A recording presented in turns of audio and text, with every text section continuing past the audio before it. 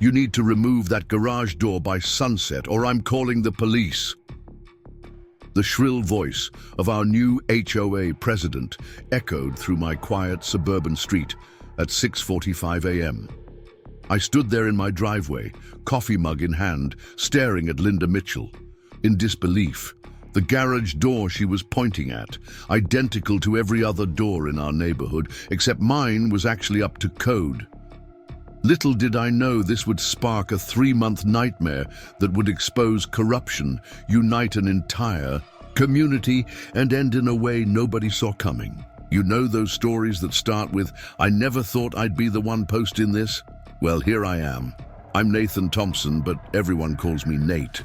I've lived in Oakridge Estates for 5 years, your typical suburban paradise with manicured lawns, kids riding bikes, and yes, an HOA that was mostly reasonable, until Linda Mitchell took over 2 months ago. Let me paint you a picture of my slice of suburban life before everything went sideways. I'm a software developer who works from home, living in a modest 2-story house with my girlfriend Emma Rodriguez, who's a pediatric nurse. We're talking about getting married next spring, maybe starting a family. Normal stuff, right? Our neighborhood, Oakridge Estates, sits about 30 minutes outside of the city. It's not one of those fancy gated communities with water features and a golf course. Just 200 homes, a community pool, and neighbors who actually wave when they drive past. The kind of place where people still bring you casseroles when you're sick. My next-door neighbor, Mark Anderson, is a retired high school principal who spends his mornings tending to his prize-winning roses. Across the street, there's Chris Patterson, a tech wizard who's helped half the neighborhood set up their smart home devices. A few doors down, Jennifer Lee, a single mom, runs a legitimate home-based bakery business that fills the street with the smell of fresh cookies every Thursday. These details matter. You'll see why later. The HOA was previously run by Steve Jenkins, a reasonable guy who understood the difference between maintaining property values and micromanaging people's lives. Monthly dues were fair, rules made sense, and problems were handled with actual adult conversations.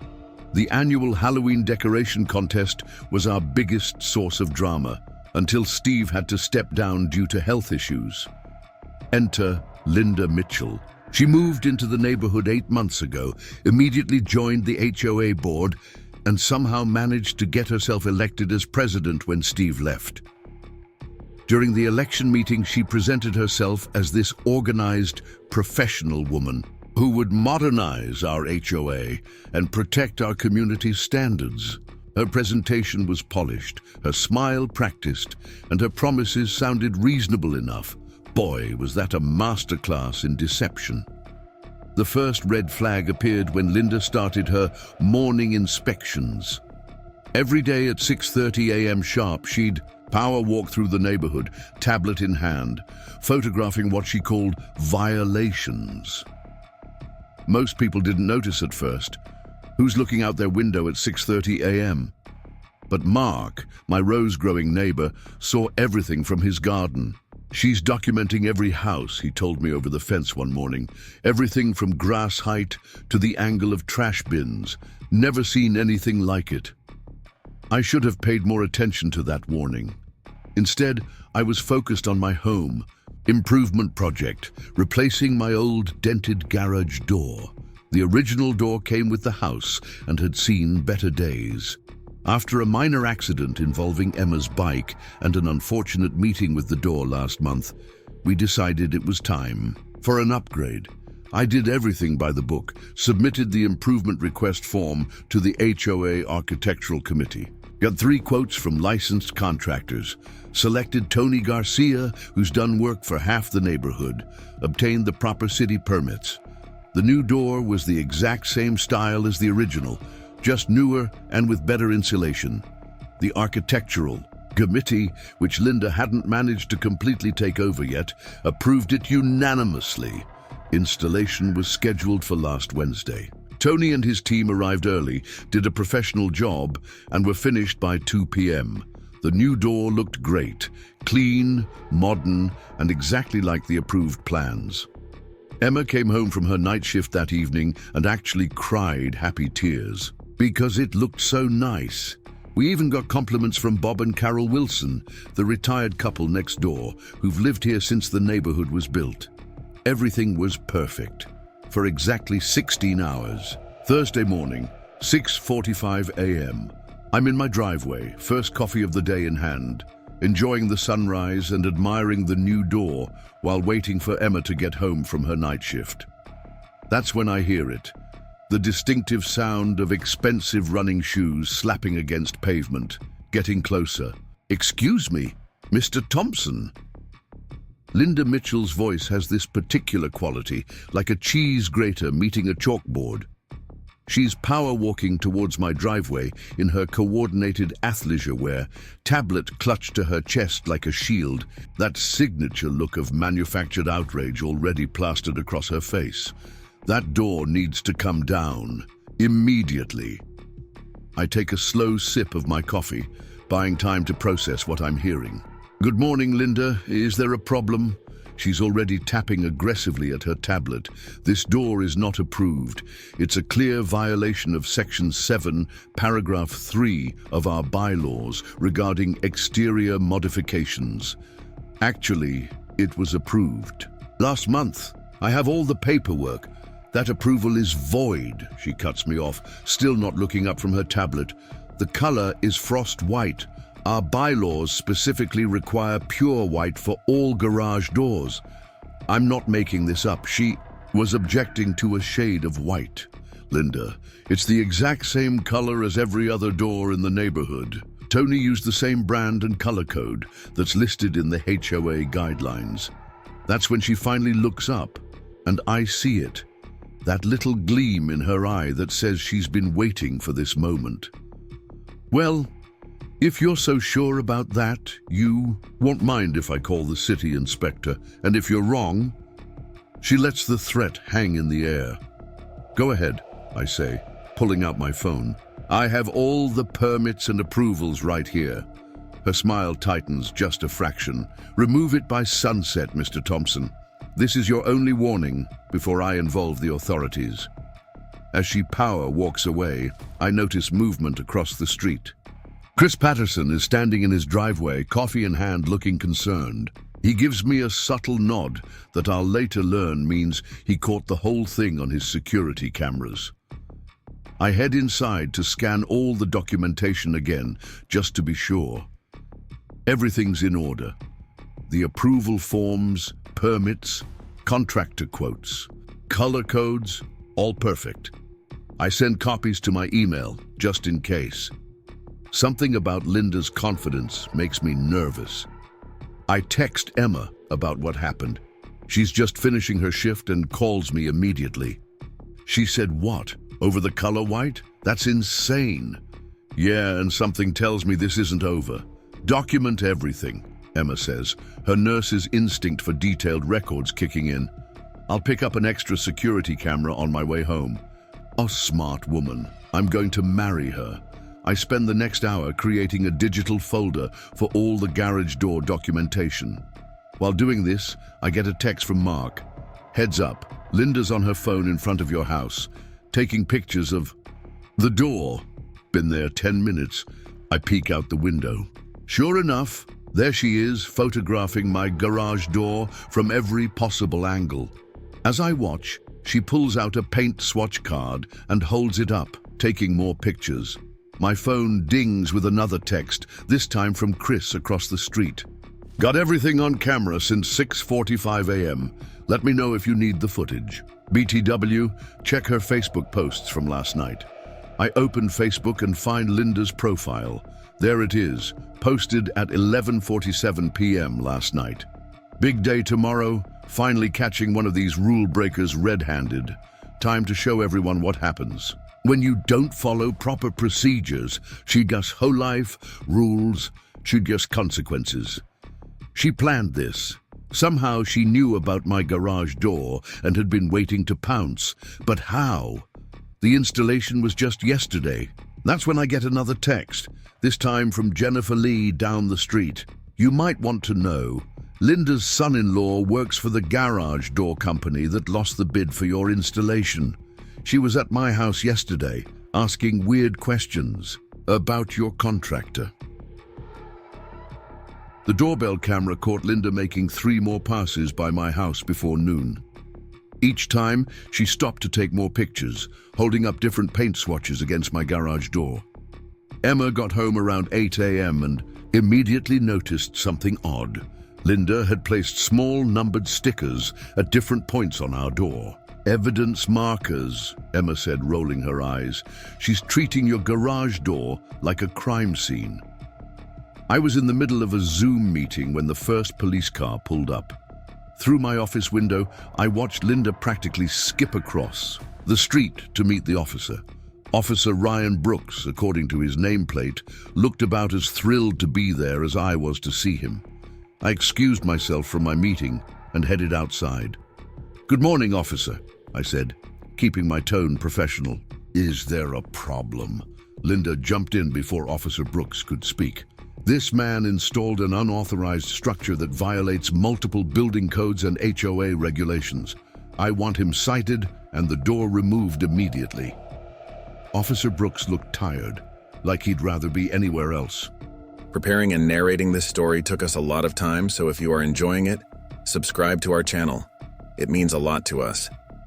Now back to the story. "Sir, we received a complaint about possible building code violations. May I see your permits?" I had everything ready on my phone. As I showed Officer Brooks the documentation, Linda kept trying to interrupt, waving her tablet around. "Those permits are fraudulent. The color code is wrong. This is damaging our property values." Officer Brooks reviewed my paperwork, then turned to Linda. "Ma'am, this appears to be a civil matter between the HOA and the homeowner. All permits are in order. We can't force him to remove a legally installed garage door." Linda's face went through several interesting color changes. But the bylaws clearly state, "Ma'am," Officer Brooks cut in, "HOA bylaws are not criminal matters.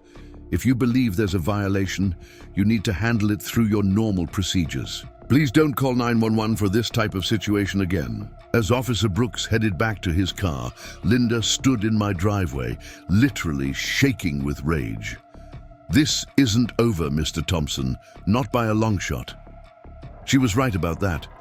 Within an hour, every board member received an emergency email from Linda calling for an immediate vote to retroactively change the approved color codes for garage doors. Rachel Cooper, one of the board members, forwarded it to me right away. The email included photos of my door with circles and arrows pointing to supposedly problematic areas, along with a rambling paragraph about maintaining neighborhood aesthetics and preventing the decline of civilized society. But Linda's crusade was just beginning. By mid-afternoon, she'd posted flyers on every mailbox in the neighborhood, illegal by the way, warning about dangerous precedents and rouge homeowners. Yes, she spelled rogue wrong, threatening property, values. The flyers included a photo of my house and urged neighbors to attend an emergency HOA meeting to combat this crisis. Chris Patterson texted me a video from his security camera showing Linda arguing with the mail carrier who tried to tell her she couldn't put flyers in mailboxes. According to Chris, she'd screamed something about federal laws not applying to HOA presidents before storming off. Around 4 p.m., I got a call from Tony Garcia, my contractor. Linda had contacted his licensing board, claiming he'd installed the door without permits and had endangered the neighborhood with structurally unsound materials. Tony wasn't worried. He dealt with HOA issues before, but wanted me to know she was escalating things. That's when Jennifer Lee called. She'd been doing some digging and discovered something interesting. Linda's son-in-law didn't just work for the competing garage door company. He owned it. And according to Jennifer's research, she's surprisingly good at online investigations. Their company had been cited 3 times in the past year for operating without proper licenses. Emma spent her day off installing our new security cameras, and it's a good thing she did. Around 6 p.m., we caught Linda trying to stick something on our garage door. The footage shows her approaching with what looks like a small spray bottle and some kind of measuring tool, but she spots the camera and quickly walks away. Mark Anderson saw the whole thing from his garden. She had paint samples and some kind of testing kit, he told me later. I think she was going to try to prove your door was the wrong shade of white. By evening, the neighborhood was buzzing. Linda had managed to schedule her emergency HOA meeting for 7 p.m. at the community center, sending out notices just hours before, technically against our bylaws requiring 48 hours notice. But something interesting happened. Instead of people being angry about my garage door, they were angry about Linda's behavior. Steve Jenkins, our former HOA president, called me just before the meeting. Despite his health issues, he planned to attend. "Son," he said, "I've been holding on to some information about Linda's previous HOA activities. I think it's time people knew the truth." The emergency meeting was something else. Emma and I arrived early with our documentation, but we needn't have worried. The community center was packed, and not in the way Linda had hoped. Diana Martinez, another board member, kicked things off by questioning the legality of the meeting itself. Linda tried to shut her down, but Rachel Cooper seconded Diana's motion to adjourn. That's when Linda lost it. "You don't understand," she screeched, pacing in front of the room. "This is how it starts. First, it's one garage door in the wrong shade of white. Next thing you know, people will be painting their houses neon colors and parking RVs in their driveways. Property values will plummet. We'll have tourists driving by to take pictures of our decay." Dave Miller, usually the quietest guy in the neighborhood, stood up. "Linda, I work in real estate. The only thing affecting property values right now is your behavior. I've had 2 potential buyers back out after seeing your flyers about our crisis." That's when Steve Jenkins made his move. Slowly walking to the front of the room with his cane, he pulled out a folder. "Before we go any further, I think everyone should know about Linda's history with HOAs." The room went silent. Linda's face went pale. Steve cleared his throat and began reading. It turned out Linda had been involved with 3 other HOAs in the past 5 years. Each time, she'd worked her way onto the board, created chaos with arbitrary rule enforcement, and eventually been removed. In one case, she'd been sued for harassment after similar garage door color incidents. "I received this information shortly after our election," Steve explained. "I've been gathering more details since then, waiting for the right time to share it." Linda grabbed her designer purse and ran for the door, but not before shouting, "You'll all be hearing from my lawyer." The meeting continued without her. The board voted unanimously to invalidate the emergency session, affirm my garage door's approval, and launch an investigation into Linda's conduct as president. They also voted to review all violations she'd issued since taking office. But Linda wasn't done. As Emma and I walked home, we noticed something odd about our garage door. Under the security camera's infrared light, we could see fresh water droplets on the door's surface. Emma took a closer look. "Nate," she said, "this isn't water. It smells like bleach." The security footage told the story. While everyone was at the meeting, Linda had returned to our house. She'd tried to damage the door's finish with bleach, hoping to prove it was defective. Unfortunately for her, the commercial-grade finish was bleach-resistant. Something she'd have known if she'd actually read the manufacturer's specifications in my application. The next morning, I woke up to find my phone flooded with messages. Overnight, Linda had sent emails to every resident claiming she'd been attacked at the meeting and was the victim of a vast conspiracy. She demanded everyone's garage doors be repainted to pure white within 48 hours, claiming she had the authority to impose $500 daily fines for non-compliance. She'd also left voicemails for several board members at 3 a.m., alternating between threats and tearful pleas about saving our community. The most concerning message went to Jennifer Lee, warning her that her home-based bakery business would be investigated for health code violations. Chris Patterson had more security footage to share. Linda had spent the night going door to door, taking more photos and leaving handwritten notes about garage door colors. At one point, she'd stood in the middle of the street at 4 a.m., pointing a color meter at different houses and recording readings in a notebook. The police got involved again, but not because of my garage door. Bob Wilson called them after finding Linda in his backyard at dawn, photographing his garage door from behind. Officer Amy Chen responded and gave Linda a formal warning about trespassing. By mid-morning, Linda's son-in-law showed up with his garage door company's truck, parking across from my house. He spent an hour taking measurements and photos, claiming he was documenting code violations. When Tony Garcia drove by and stopped to ask what he was doing, the son-in-law quickly packed up and left. Emma started a neighborhood group chat to help everyone stay informed. Within hours, we learned that Linda had called code enforcement on 6 different houses, filed complaints with 3 different state licensing boards about Tony Garcia, posted on multiple HOA Facebook groups about our criminal behavior, contacted a local news station about our dangerous garage doors, started a blog called HOA Violations Exposed. The situation was moving from amusing to concerning. Greg Williams, our resident handyman, noticed Linda measuring windows and taking notes about every house on the street. She had this crazy spreadsheet, he reported. Every house, every measurement, every tiny variation from what she claims are approved standards. Rachel Cooper called an official board meeting for the following evening. Properly noticed this. Time.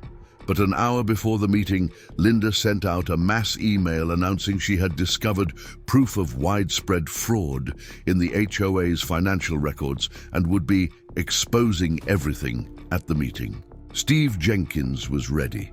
He'd brought records showing that the only financial irregularities coincided with Linda's time as president. Specifically, numerous payments to her son-in-law's garage door company for inspections and emergency repairs. The really interesting part, those garage doors had never actually been repaired or replaced. Linda had been authorizing payments for work that was never done. As we pulled into the community center parking lot for the meeting, Emma spotted Linda's car parked in the shadows. She was sitting inside, surrounded by papers, talking animatedly on her phone. Through the windshield, we could see dozens of photos of garage doors taped to her dashboard. What happened next would change our neighborhood forever. None of us were prepared for Linda's final move, or for the unexpected ally who would help expose the truth about her garage door obsession. The community center parking lot was unusually full for a weeknight meeting. As Emma and I walked toward the entrance, we noticed an unfamiliar face, a woman in a crisp business suit speaking quietly with Steve Jenkins near the door. Something about her presence made Linda, still sitting in her car, visibly nervous. Inside, the tension was thick enough to cut with a knife. Diana Martinez was setting up a projector while Rachel Cooper organized a stack of documents. The woman in the suit took a seat in the back, quietly observing.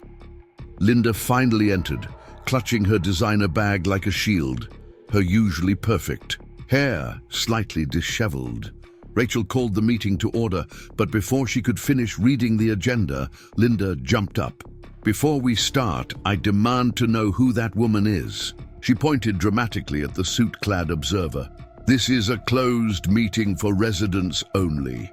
The woman stood, her professional demeanor a stark contrast to Linda's frazzled state. "My name is Catherine Wells. I'm an investigator with the State Attorney General's Office, Real Estate Fraud Division. We've been following your activities across multiple HOAs, Mrs. Mitchell.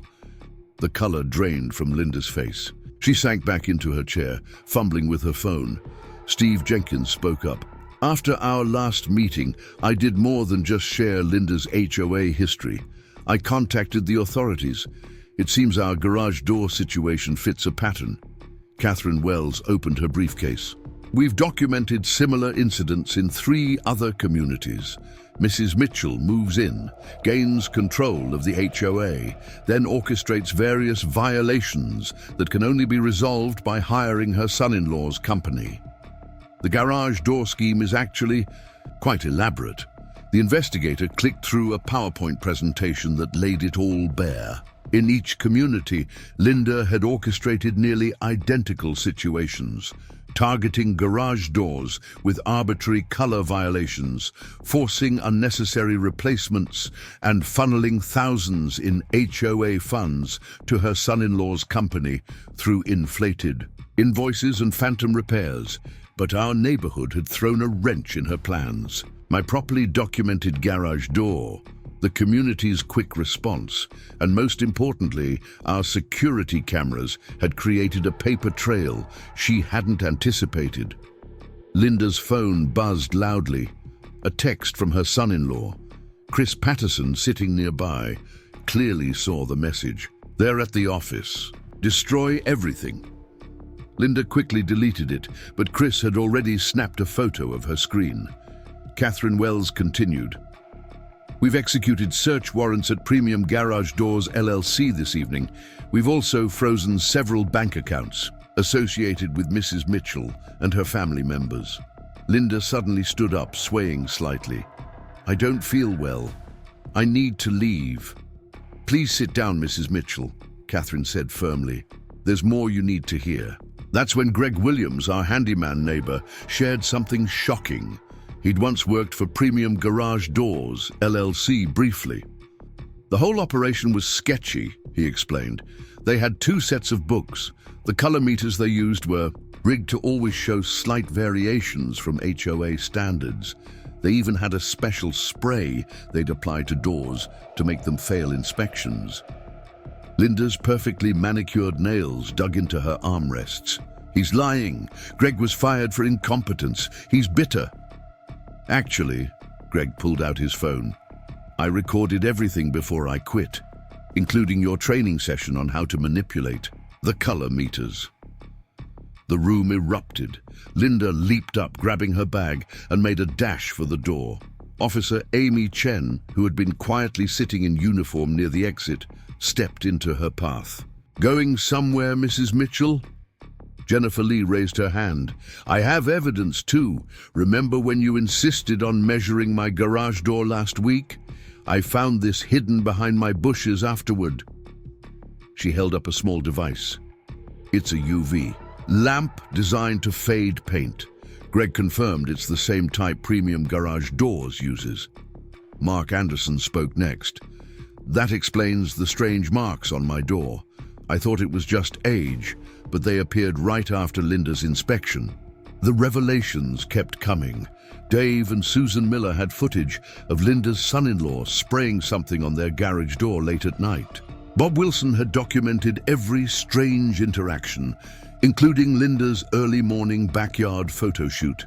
Even the mail carrier had provided a statement about Linda's illegal mailbox flyers and her bizarre claim about federal laws. Catherine Wells laid out the broader investigation. Linda and her son-in-law had run this scheme in multiple states, always following the same playbook. They'd stolen hundreds of thousands of dollars from HOAs through fraudulent repairs and rigged contracts.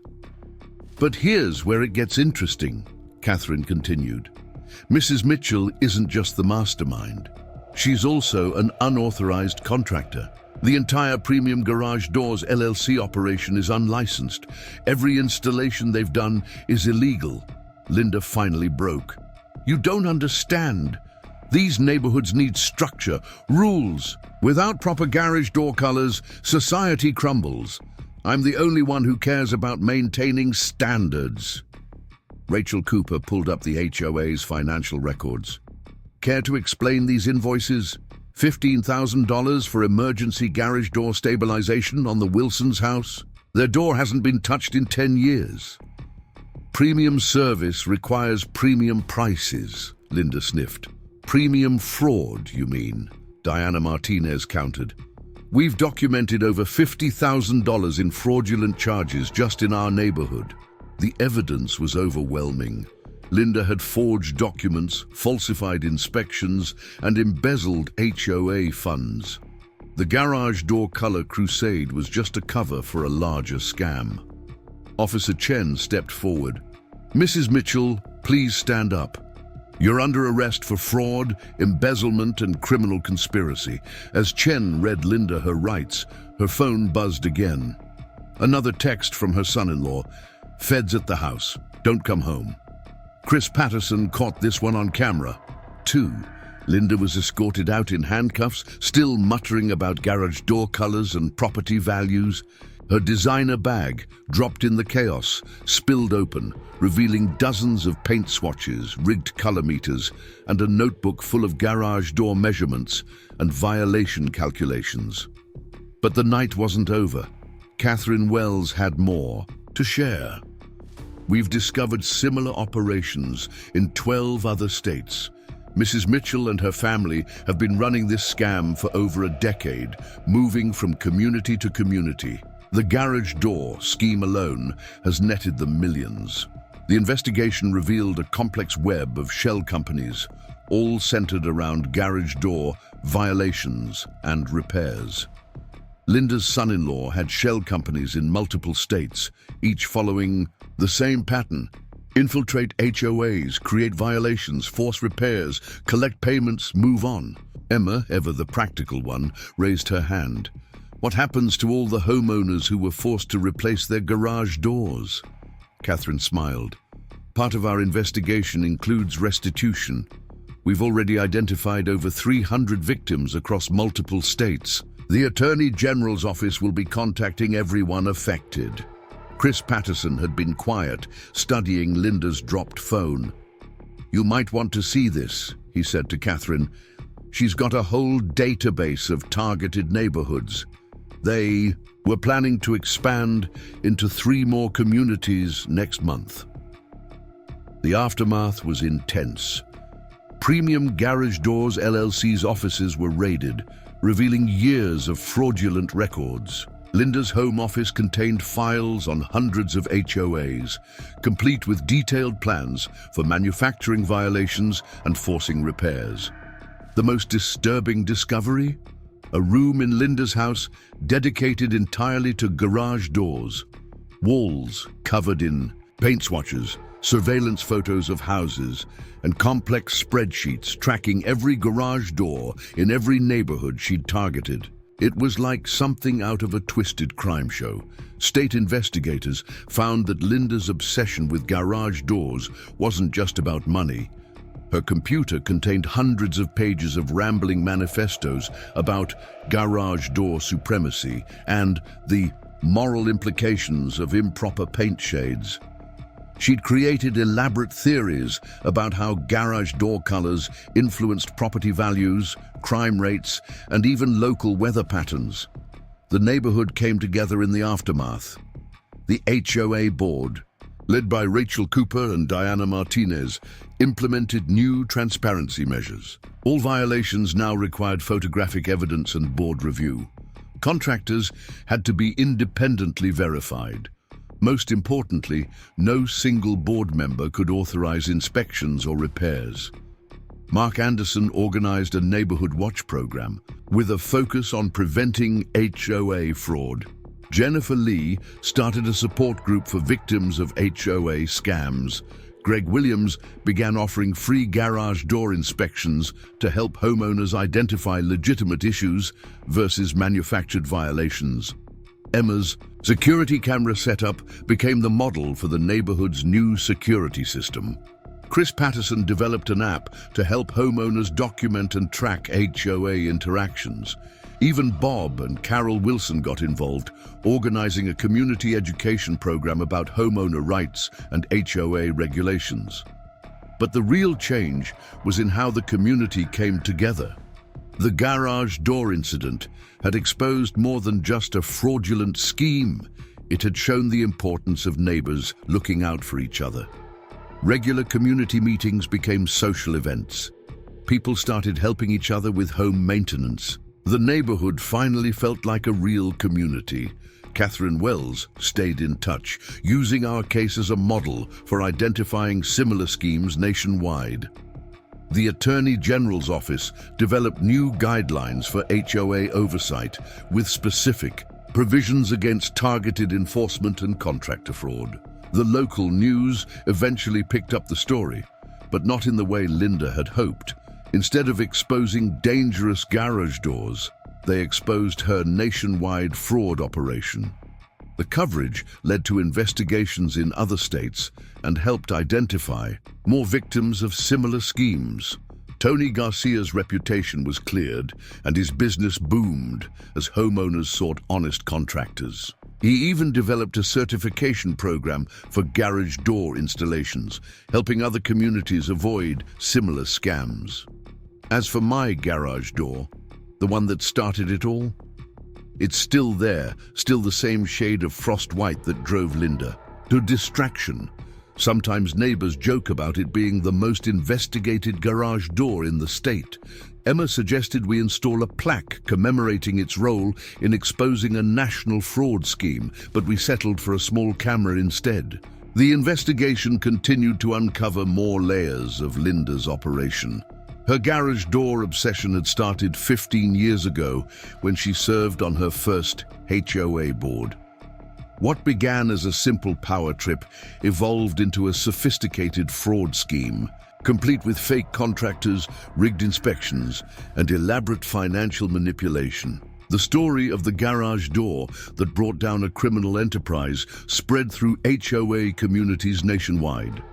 Linda's arrest led to a broader conversation about HOA reform and homeowner protection.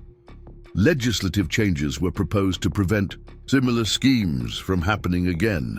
Our neighborhood became a case study in community activism and fraud prevention. Real estate agents now highlight our HOA's transparent governance as a selling point.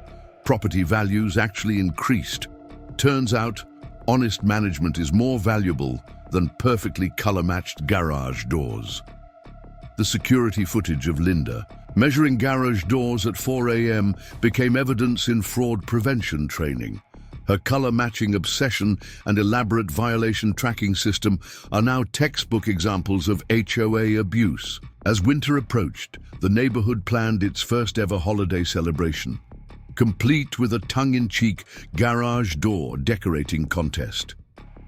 The community center walls, once covered in Linda's violation notices, now display photos of neighbors helping neighbors. Emma and I finally set a wedding date.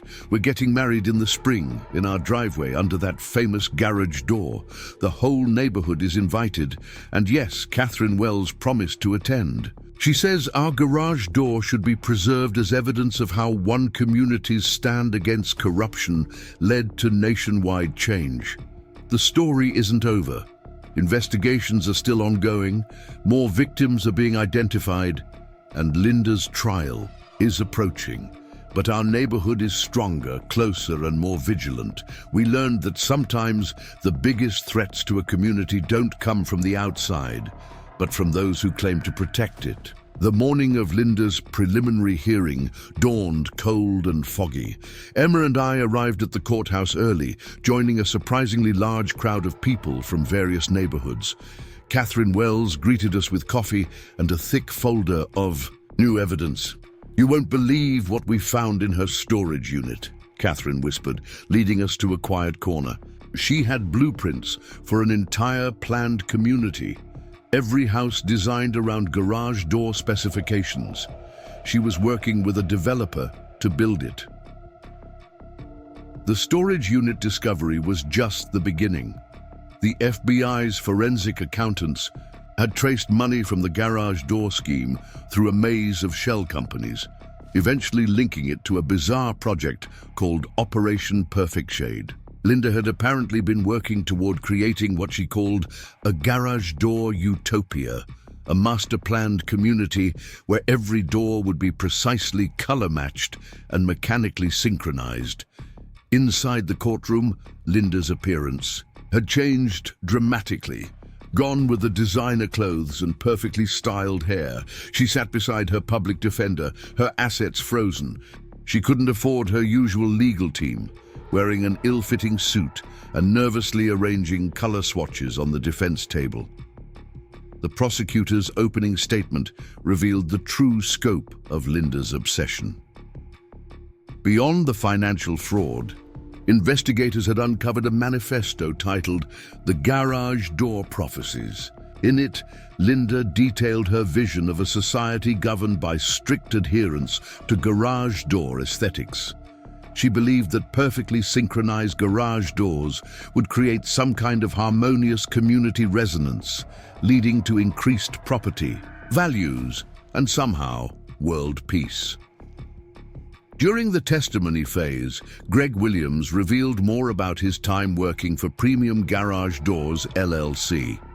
The company had a secret research and development department dedicated to creating devices that could artificially age garage doors or induce color variations. They had even developed a proprietary algorithm to predict which neighborhoods were most vulnerable to their schemes. Jennifer Lee's testimony about the UV lamp found in her bushes led to a startling revelation. Premium Garage Doors had been testing a new technology, photochromatic paint that would gradually change color when exposed to specific light frequencies. The plan was to install these doors, then use hidden UV emitters to force color changes, creating perpetual violations. The evidence kept mounting. Chris Patterson's technical analysis of Linda's phone revealed a sophisticated app used to coordinate their operations. The app tracked garage door installations, scheduled random inspections, and even predicted optimal times for manufacturing violations based on homeowner work schedules and weather patterns. During a brief recess, Mark Anderson shared something disturbing he'd observed from his garden over the past months. Linda had been conducting late-night experiments with different light sources on garage doors throughout the neighborhood. His detailed notes and photographs showed systematic attempts to manipulate door colors using various environmental factors. The prosecution called an unexpected witness, a former employee of the development company involved in Linda's planned community project. The testimony revealed plans for a centralized garage door control system that would have given Linda's organization remote access to every door in the development. The purpose wasn't just aesthetic control. They planned to gather data on homeowner patterns and behaviors through door usage monitoring. Diana Martinez presented financial records showing how the scheme had evolved. What started as simple fraud had grown into a complex operation involving real estate manipulation, construction kickbacks, and even attempts to influence local building codes. Linda had been lobbying city councils to adopt her specific garage, Dr. Standards, which would have forced entire communities to use her son-in-law's company for compliance. The courtroom fell silent when Catherine Wells presented the contents of Linda's personal diary. Page after page revealed an obsession that bordered on the supernatural.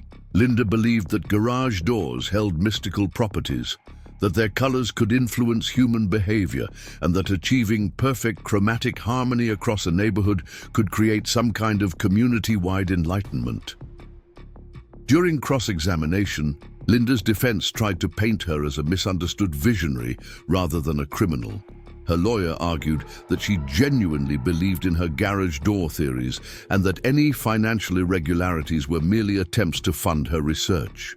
The argument fell apart when the prosecution produced emails discussing how to maximize profits from manufactured violations. Rachel Cooper's testimony about the HOA's financial losses revealed another layer of the scheme. Linda had been diverting funds from legitimate maintenance projects to finance her garage door research. The community pool had deteriorated, sidewalks needed repair, and the playground equipment was unsafe, all while thousands were being spent on Linda's color-matching experiments. The tech-savvy Chris Patterson had managed to recover deleted files from Linda's cloud storage. Among them were training videos for HOA infiltration, detailed psychological profiles of board members likely to oppose her, and a 5-year plan for expanding her garage door empire nationwide. The most disturbing discovery was a database ranking neighborhoods by their conversion potential, essentially how easily they could be manipulated into accepting her garage door standards. Tony Garcia brought physical evidence, samples of the specialized materials Linda's company had developed. The photochromatic paint samples, when exposed to different light sources in the courtroom, demonstrated how they could gradually shift colors. The prosecution argued that this technology was designed specifically for fraud, allowing Linda's organization to create violations at will. Bob and Carol Wilson's testimony about finding Linda in their backyard led to questions about other potential crimes.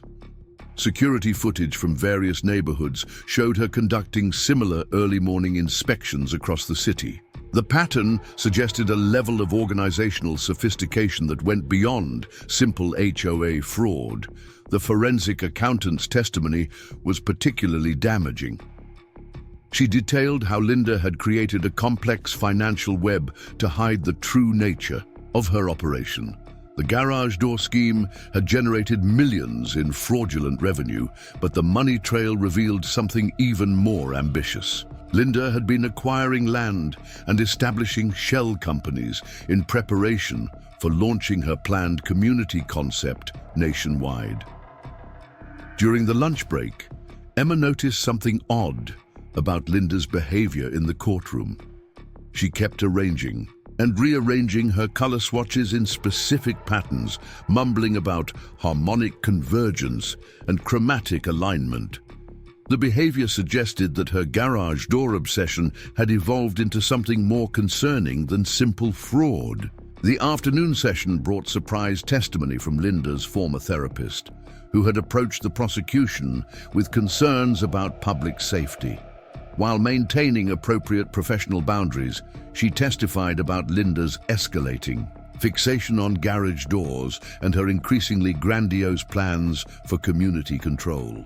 Steve Jenkins, appearing frail but determined, testified about the warning signs he'd noticed during Linda's rise to HOA presidency. He described systematic efforts to isolate and intimidate board members who questioned her decisions. His testimony painted a picture of a carefully orchestrated takeover designed to facilitate her larger schemes. The evidence from Linda's home office proved crucial. Investigators had discovered detailed surveillance logs of neighborhood activities, cross-referenced with garage door operations. She had been tracking when people left for work, when they returned, and how often they used their garage doors, all in service of optimizing her violation schedule. Catherine Wells presented findings from other states where Linda had operated. The pattern was consistent but evolving. Each new community saw more sophisticated methods of control and manipulation. The garage door scheme had become a template for a larger system of community manipulation through manufactured crises. The prosecution's expert witness, a forensic psychologist, testified about the elaborate nature of Linda's delusions. Her garage door fixation had developed into a complex system of beliefs about social control and community manipulation. The financial fraud, while significant, was almost secondary to her broader vision of creating a network of communities governed by her garage door principles.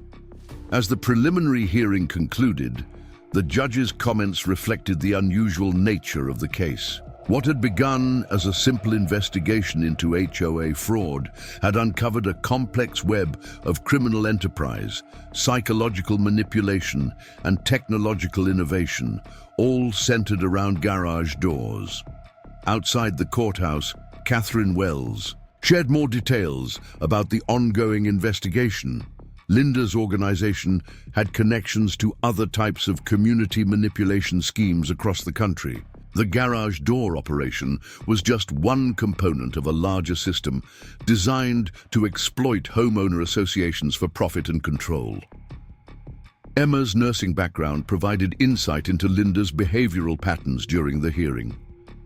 The obsessive arrangement of color swatches, the mumbled references to chromatic harmony, and the intense focus on garage door synchronization suggested a break from reality that went beyond simple criminal intent. The media coverage of the hearing focused on the bizarre nature of the garage door scheme, but missed the deeper story of community manipulation and control. Local news reporters interviewed neighbors about their experiences, creating a narrative that emphasized the importance of community vigilance and engagement. Our neighborhood had become an unintended case study in community resilience. The experience had transformed a collection of houses into a true community, united by the shared experience of opposing Linda's schemes. The garage door incident had exposed vulnerabilities in HOA governance while demonstrating the power of organized community response. The preliminary hearing ended with Linda being held for trial on multiple felony counts. As she was led away, she turned to address the courtroom, declaring that someday people would understand the true importance of garage door harmony. The judge's response, a recommended psychiatric evaluation, suggested that her legal troubles were far from over. The hearing's aftermath brought unexpected changes to HOA governance across the state. Legislators began drafting bills to require greater transparency and oversight of homeowner associations. Linda's scheme had exposed weaknesses in the system that went far beyond simple financial fraud. Catherine Wells confirmed that the investigation was expanding to examine similar operations nationwide. Linda's organization had created a blueprint for exploiting HOA structures that was being copied by other criminal enterprises. The garage door scheme, while seemingly bizarre, had proven to be an effective method of community manipulation and financial fraud. The evening after the hearing, our neighborhood gathered for an impromptu meeting to discuss the revelations. The details of Linda's larger plans, particularly the surveillance and data collection aspects, had shaken many residents. The discussion turned to practical measures for preventing future exploitation while maintaining genuine community standards. Emma's suggestion of creating a neighborhood support network gained immediate approval. The idea was to establish systems for sharing information and resources, making it harder for anyone to manipulate the community through isolation and intimidation. The garage door incident had shown the importance of maintaining strong community connections. The preliminary hearing had marked a turning point, but questions remained. Linda's planned community project, the technological innovations she'd developed, and the broader implications of her surveillance systems would require further investigation. The garage door scheme had opened a window into a world of organized HOA manipulation that few had imagined existed. 3 weeks after the preliminary hearing, Oakridge Estates received an unexpected visitor. A sleek black SUV pulled up to the community center, and out stepped Dr. Eleanor Rodriguez, a renowned expert in community psychology. The state had brought her in to study what they were now calling the garage door phenomenon. Dr. Rodriguez's arrival coincided with a strange development. Communities across the country had started reporting copycat schemes. Catherine Wells called an emergency meeting to brief us on the situation. Someone had leaked Linda's manifesto online, and it had gained a following among rogue HOA boards nationwide. The morning meeting revealed disturbing trends. Dr. Rodriguez presented data showing how Linda's methods had inspired similar operations in other states. "What makes this case unique," she explained, "is the psychological manipulation aspect. The garage door wasn't just a tool for financial fraud, it was a method of community control." The doctor's research team had analyzed Linda's pattern of escalation. Starting with something as mundane as garage door colors, created a perfect pretext for gradually increasing control over a community. Each manufactured crisis built upon the last, creating a climate of uncertainty that made residents more susceptible to manipulation. Emma, drawing on her medical background, worked with Dr. Rodriguez to develop a profile of how the scheme affected different residents. They discovered that Linda had specifically targeted certain personality types, detail-oriented, homeowners who were more likely to become anxious about property values and community standards. Mark Anderson's meticulous notes about Linda's late-night activities proved invaluable to the investigation. His documentation revealed a pattern of psychological warfare. Linda would stage violations in ways that maximized neighbor-to-neighbor suspicion, effectively turning the community against itself while positioning herself as the solution to the chaos she created. The investigation uncovered a manual in Linda's possession titled "The Art of Community Compliance." The document detailed methods for exploiting HOA regulations to create artificial crises. The garage door scheme was just one chapter in a comprehensive guide to community manipulation. Dr. Rodriguez's analysis of Linda's planned community blueprints revealed something even more sinister. The development wasn't just about synchronized garage doors. It was designed as a social engineering experiment. The layout, the rules, even the lighting was meant to create what Linda called perfect community compliance. Chris Patterson's tech expertise revealed another layer of the operation. Hidden in the code of Linda's garage door monitoring app was a sophisticated data collection system. Every time a garage door opened or closed, the app recorded not just the movement, but also captured data from nearby smart devices. The potential for surveillance and privacy invasion was staggering. Jennifer Lee organized a community workshop to share what she'd learned about detecting HOA fraud. Her research had uncovered similar schemes dating back decades, though none as elaborate as Linda's. The garage door angle was new, but the underlying tactics of isolation and manipulation were well documented. The FBI's investigation expanded to include Linda's online activities. They discovered she'd been running forums and chat rooms dedicated to what she called community optimization. The garage door obsession had spawned a small but devoted following of HOA extremists who believed in her theories about property value manipulation. Tony Garcia brought in construction experts to examine the specialized materials Linda's company had developed. The photochromatic paint was just the beginning. They found plans for smart garage doors that could be remotely controlled, their colors subtly altered over time to create perpetual violations. Rachel Cooper and Diana Martinez spent weeks reconstructing the HOA's financial records. Beyond the obvious fraud, they discovered an elaborate system of psychological manipulation through selective enforcement.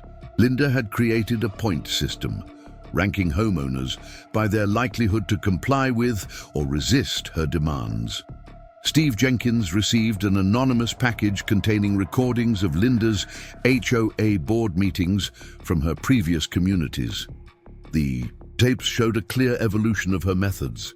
Each new community served as a testing ground for more sophisticated control techniques, with the garage door scheme becoming more refined over time.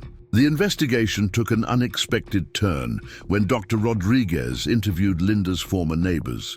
A pattern emerged. Each community she'd infiltrated had experienced a similar progression. First came reasonable-sounding updates to HOA guidelines, then increased monitoring, followed by manufactured crises that only she could resolve. Catherine Wells brought in forensic accountants to trace the money trail from Linda's previous operations. They discovered that the garage door scheme had generated millions in fraudulent revenue, but the real prize was the data. Linda had been selling community compliance metrics to developers and marketing firms. Greg Williams, working with investigators, demonstrated how the violation creation process worked. Linda's company had developed subtle ways to alter garage appearances over time, using specialized lighting and atmospheric effects to create the illusion of color violations. The technical sophistication of the operation was remarkable. Bob and Carol Wilson's security cameras had captured something interesting: late-night meetings between Linda and representatives from other HOAs. The footage suggested she'd been training others in her methods, creating a network of community manipulators across the state. Emma's security system proved crucial in understanding Linda's surveillance methods. The cameras had caught her testing different psychological triggers, timing violations to coincide with residents' most stressful periods, creating artificial patterns of enforcement that maximized anxiety and compliance. Dr. Rodriguez's team conducted interviews with residents who had been specifically targeted by Linda's operation. A pattern emerged. She had focused on homeowners who showed independence or questioned authority, using the garage door violations as a way to assert control and create examples for others. The community center became a hub for the investigation. Residents shared stories, compared experiences, and worked with investigators to understand the full scope of Linda's operation. The garage door scheme, they discovered, was just one component of a larger system designed to reshape community behavior.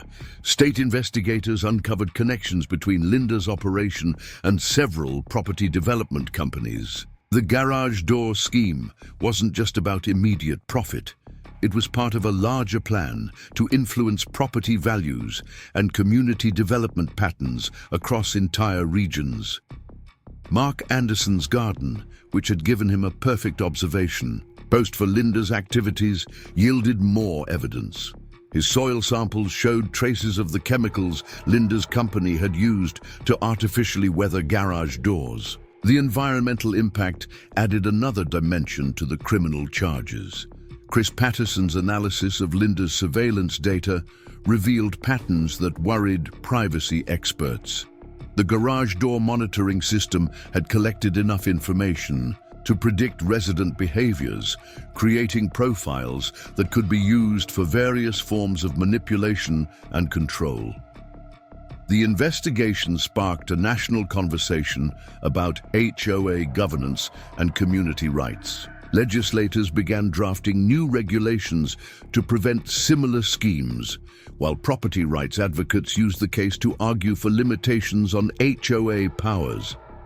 Dr. Rodriguez's findings highlighted the psychological impact of targeted enforcement. Linda had created a climate of constant uncertainty, using the garage door violations as a way to keep residents off balance and more susceptible to control. The method was subtle, but extraordinarily effective. Catherine Wells received reports of similar operations being uncovered in other states. Catherine Wells received reports of similar operations being uncovered in other states. Linda's methods had inspired imitators, each putting their own spin on the community control scheme. The garage door angle proved particularly effective because of its visibility and impact on property aesthetics. The FBI's forensic team made a breakthrough in analyzing Linda's computer files. They found evidence of a larger network, other HOA presidents and property managers who had adopted her methods. The garage door scheme had become a template for community manipulation nationwide. Emma organized support groups for residents who'd been traumatized by the experience. The psychological impact of constant surveillance and arbitrary enforcement had affected many in the community. The healing process would take time, but understanding the manipulation helped residents regain their sense of security. Linda's trial. Date approached, but the investigation continued to uncover new layers of the operation. Each revelation showed how deeply she had embedded her control systems into normal community operations. The garage door scheme had been just the visible part of a much larger system of manipulation. The experience transformed Oakridge Estates. Neighbors who had barely spoken before now gathered regularly to discuss community issues. The threat of manipulation had created stronger bonds and a more resilient community structure. What Linda had intended as a means of control had instead fostered genuine connection and cooperation. Dr. Rodriguez's final report included recommendations for preventing similar schemes in other communities. The key, she emphasized, was maintaining strong social connections and transparent governance. Linda's methods had worked partly because she had exploited the isolation and disconnection common in modern suburbs. The story of the garage door scheme became a case study in community psychology and organizational behavior. Researchers studied how a seemingly minor issue, garage door colors, could be used as a vector for broader social control. The implications extended far beyond simple HOA management. As the investigation continued to expand, our neighborhood became a model for community resistance to manipulation. Visitors from other HOAs came to learn how we had exposed and opposed Linda's scheme. The garage door that started it all became a symbol of community empowerment and the importance of standing together against abuse of power. A thick manila envelope arrived at our house on a quiet Tuesday morning. Inside, Catherine Wells had included surveillance photos from Linda's previous neighborhoods, revealing a pattern none of us had anticipated. Each community showed identical garage door violations, but something else caught Emma's attention: the timestamps. These violations were created exactly 28 days apart, Emma noted, spreading the photos across our dining room table. It wasn't random. She was following some kind of schedule. The revelation prompted a deeper analysis of Linda's methodology. Dr. Rodriguez's team discovered that the timing of violations corresponded to lunar cycles, suggesting an almost ritualistic aspect to Linda's operations. The garage door scheme had evolved beyond simple fraud into something bordering on obsessive mysticism. Chris Patterson's digital forensics uncovered encrypted files on Linda's cloud storage, containing what appeared to be architectural plans for an entire city. The designs centered around what she called the perfect portal, a massive community-wide network of synchronized garage doors that she believed would create some kind of harmonic resonance. Mark Anderson's garden yielded another crucial piece of evidence. Buried beneath his prized roses, investigators found a weatherproof case containing Linda's original manifesto, handwritten on garage door warranty cards. The document revealed that her obsession began after attending a controversial self-improvement seminar called Portal Thinking: The Gateway to Community Control. The seminar connection led Catherine Wells to uncover a network of similar operations across the country. Different HOA presidents had attended the same series of seminars, each returning to implement variations of the garage door scheme. The organization behind the seminars had disappeared, but their influence lingered in subdivisions nationwide. Jennifer Lee's Bakery became an unofficial headquarters for residents sharing their experiences. Over coffee and fresh muffins, patterns emerged in their stories. Linda had systematically targeted homes with specific architectural features, creating what she called resonance points in the community's layout. Tony Garcia brought in structural engineers to examine the specialized garage doors Linda's company had installed in other neighborhoods. Hidden within the door mechanisms, they discovered unusual modifications, sensors that tracked more than just movement. The doors were collecting data about resident behaviors, atmospheric conditions, and even sound patterns. Rachel Cooper and Diana Martinez uncovered financial records showing payments to research facilities specializing in architectural acoustics and community psychology. Linda had been funding studies on how synchronized garage door movements could influence neighborhood behavior patterns. The research papers, never published, hinted at disturbing conclusions. Dr. Rodriguez interviewed former members of the Portal Thinking organization. They described a philosophy that viewed garage doors as more than just entry points. They were seen as portals capable of influencing community consciousness. The ideology combined elements of architecture, psychology, and fringe science. The FBI's investigation expanded to include the seminar organizers. They discovered connections to a larger movement focused on using architectural features to influence human behavior. The garage door scheme was just one application of their theories about community control through environmental manipulation. Greg Williams, examining Linda's company's installation records, found a geographic pattern. When plotted on a map, the targeted communities formed specific geometric shapes. Linda had been selecting neighborhoods based on their potential to create what she called resonance networks. Bob and Carol Wilson's extensive photo collection of neighborhood events revealed something unusual. In pictures spanning several years, garage doors targeted by Linda's operation showed subtle color variations that seemed to follow specific patterns. Analysis suggested the changes were induced systematically, creating what Linda termed chromatic harmonies. Steve Jenkins received an anonymous tip about a storage facility rented under Linda's maiden name. Inside, investigators found journals dating back 15 years, documenting her growing obsession with garage doors and community control. The earliest entries described vivid dreams about portals of transformation. Emma's medical training proved valuable in analyzing Linda's psychological evaluations. The reports suggested that her garage door fixation had merged with theories about community dynamics, creating a complex delusional system that she had managed to operationalize into a fraudulent business model. Catherine Wells brought in experts in architectural psychology to study Linda's planned community designs. The layouts incorporated principles of environmental manipulation, using garage door positioning and movement patterns to influence resident behavior. The scientific basis was questionable, but the psychological impact was real. The investigation uncovered a testing facility Linda had established in an abandoned warehouse.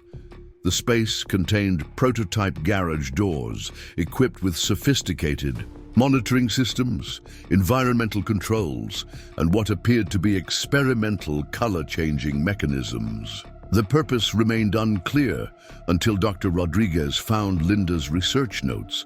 The notes detailed experiments in what Linda called community resonance engineering. She believed that synchronized garage door movements, combined with specific color patterns and sound frequencies, could induce changes in community behavior.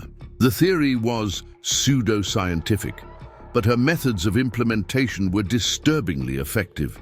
Chris Patterson's analysis of the facility's computer systems revealed simulation software designed to model community behavior patterns.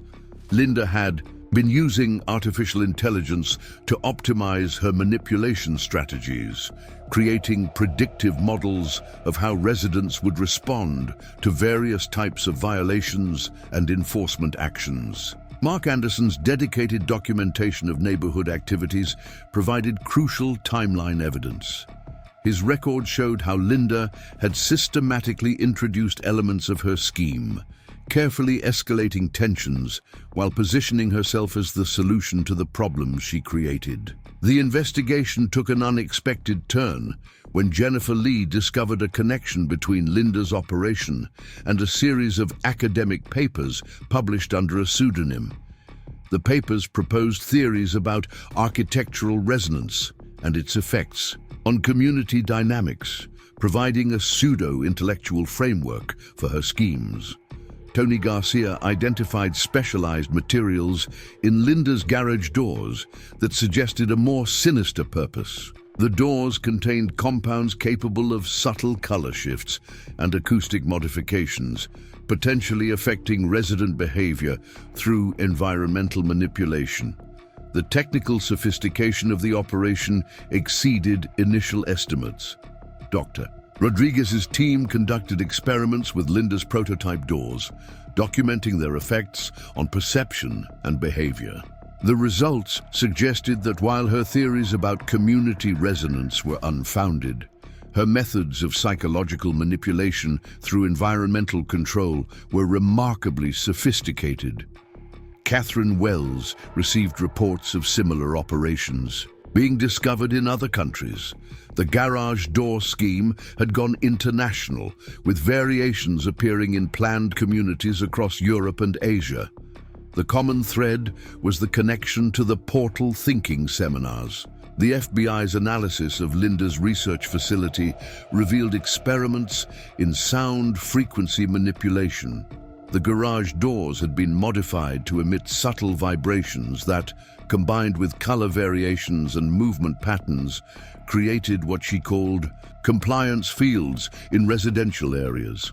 Emma organized a conference for HOA fraud prevention specialists, using our community's experience as a case study. The garage door scheme had exposed vulnerabilities in community governance that required systematic addressing. Representatives from across the country gathered to develop new protective measures. The investigation's scope continued to expand as more communities reported similar patterns of manipulation. Linda's methods had created a template for HOA control that proved dangerously effective. The combination of psychological manipulation, environmental control, and financial fraud represented a new type of community-level threat. Dr. Rodriguez's final report emphasized the importance of community resilience in preventing such schemes. The garage door operation had succeeded partly because it exploited existing social disconnection in suburban communities. Strong neighborhood relationships proved to be the best defense against manipulation. The story of Oakridge Estates became a warning and an inspiration to other communities. Our experience showed how ordinary residents could expose and resist sophisticated manipulation schemes. The garage door that started it all remained as a symbol of community empowerment and the importance of maintaining genuine connections in an increasingly isolated world. A mysterious package arrived at the community center one rainy morning, addressed to the Garage Door Truth Committee. Inside, Rachel Cooper found a collection of VHS tapes labeled Portal Training Series 1994. The discovery would reshape our understanding of Linda's operation and its origins. The tapes revealed a young Linda Mitchell attending early portal thinking workshops. The grainy footage showed seminars conducted in converted warehouses where participants learned theories about using architectural features to influence community behavior. The garage door concept had emerged from these sessions, evolving from pseudo-spiritual beliefs about domestic portals into a sophisticated fraud scheme. Catherine Wells brought in media forensics experts to analyze the tapes. They discovered hidden audio tracks containing subliminal messaging about community control and property value manipulation. The workshops had been more than simple training sessions. They were indoctrination programs designed to create a network of HOA manipulators. Dr. Rodriguez's team identified other workshop participants in the footage. Many had gone on to positions of authority in HOAs across the country. The garage door scheme was just one manifestation of a larger movement focused on using architectural features for social control. Emma found something interesting in the medical implications of Linda's methods. The combination of subtle color changes, engineered sound frequencies, and synchronized movements had created measurable effects on resident stress levels and behavior patterns. The manipulation wasn't just psychological, it had physiological impacts. Chris Patterson's digital reconstruction of the workshop space revealed carefully planned acoustic and visual elements designed to enhance suggestibility. The same principles appeared in Linda's garage door specifications, suggesting a long-term strategy of environmental manipulation. Mark Anderson's gardening notes took on new significance when cross-referenced with the workshop materials. The placement of his roses had inadvertently disrupted one of Linda's planned resonance points, explaining her particular hostility toward his horticultural activities. Jennifer Lee discovered that her bakery's location coincided with another resonance point in Linda's community plan. The pleasant aromas and social atmosphere had naturally counteracted the isolation effects that Linda's scheme relied upon, making her business an unintentional center of resistance. Tony Garcia brought in acoustics experts to examine the garage. Dr. Modifications. They found evidence of sophisticated harmonic engineering designed to create specific psychological effects through sub-audible frequencies. The technical implementation revealed years of research and development. The FBI's investigation expanded to include the workshop organizers' international connections. Similar programs had been conducted in various countries, each adapting the portal concept to local architectural styles. The garage door focus emerged from studying American suburban vulnerabilities. Greg Williams identified specialized tools in Linda's company's equipment that matched devices shown in the workshop videos. The technology had evolved, but the basic principles remained the same, using commonplace structures to establish control over community behavior. Bob and Carol Wilson's extensive involvement in neighborhood activities had created another obstacle to Linda's plans. Their regular social gatherings had strengthened community bonds, making residents more resistant to manipulation through isolation and fear. Steve Jenkins received communications from former workshop participants who wanted to come forward. Their testimonies revealed a structured program of community infiltration, with garage door enforcement serving as a proven method of establishing authority and creating dependency. Catherine Wells coordinated with international investigators, tracking the workshop organization's activities. The garage door scheme had variants worldwide, from garden walls in England to entry gates in Singapore. Each version exploited local architectural features for community control. Dr. Rodriguez's analysis of the workshop materials exposed the psychological foundations of the operation. The program combined elements of behavioral psychology, architectural theory, and social engineering to create a comprehensive system of community manipulation. The investigation uncovered a network of suppliers specializing in materials for architectural influence projects. Linda's garage door specifications matched products designed for subtle environmental manipulation, from specialized paints to engineered resonance chambers. Emma organized health monitoring studies in affected communities. The data showed patterns of stress response and behavioral change corresponding to Linda's enforcement activities. The garage door scheme had created measurable impacts on community well-being.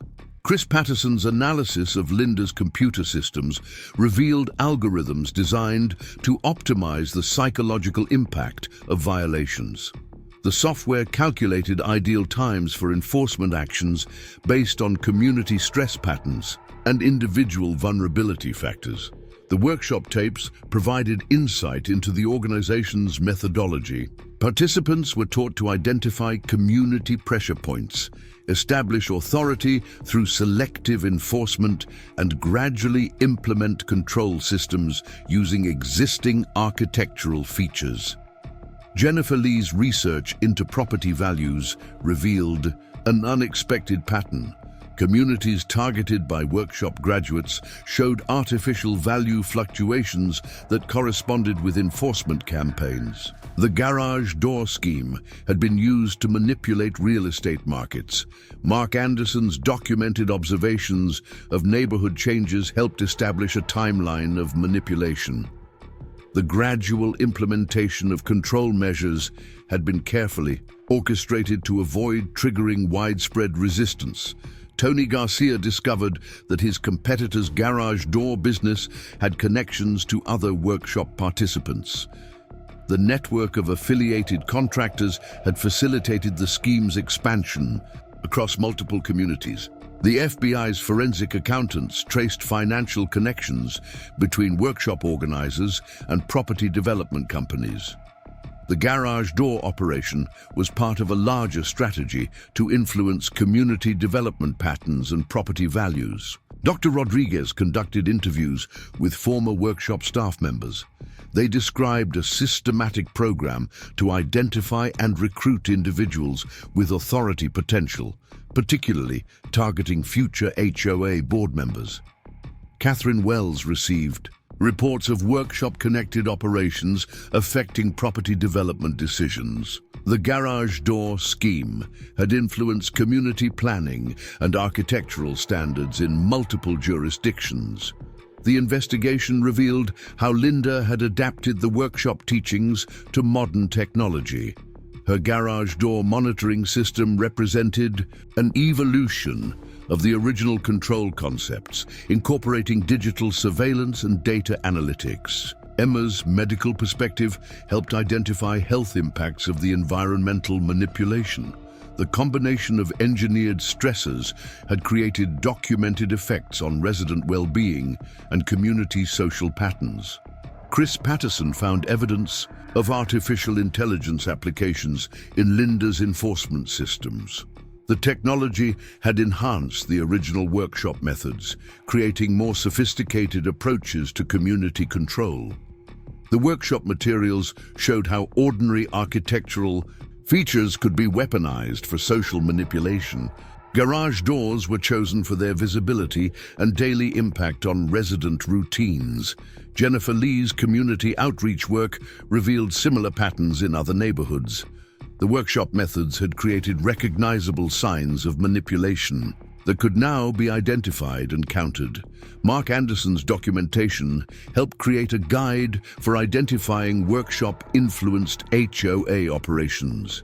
His detailed observations provided valuable indicators of systematic community manipulation. The investigation continued to uncover new aspects of the operation, each revelation adding to our understanding of how communities could be manipulated through everyday structures.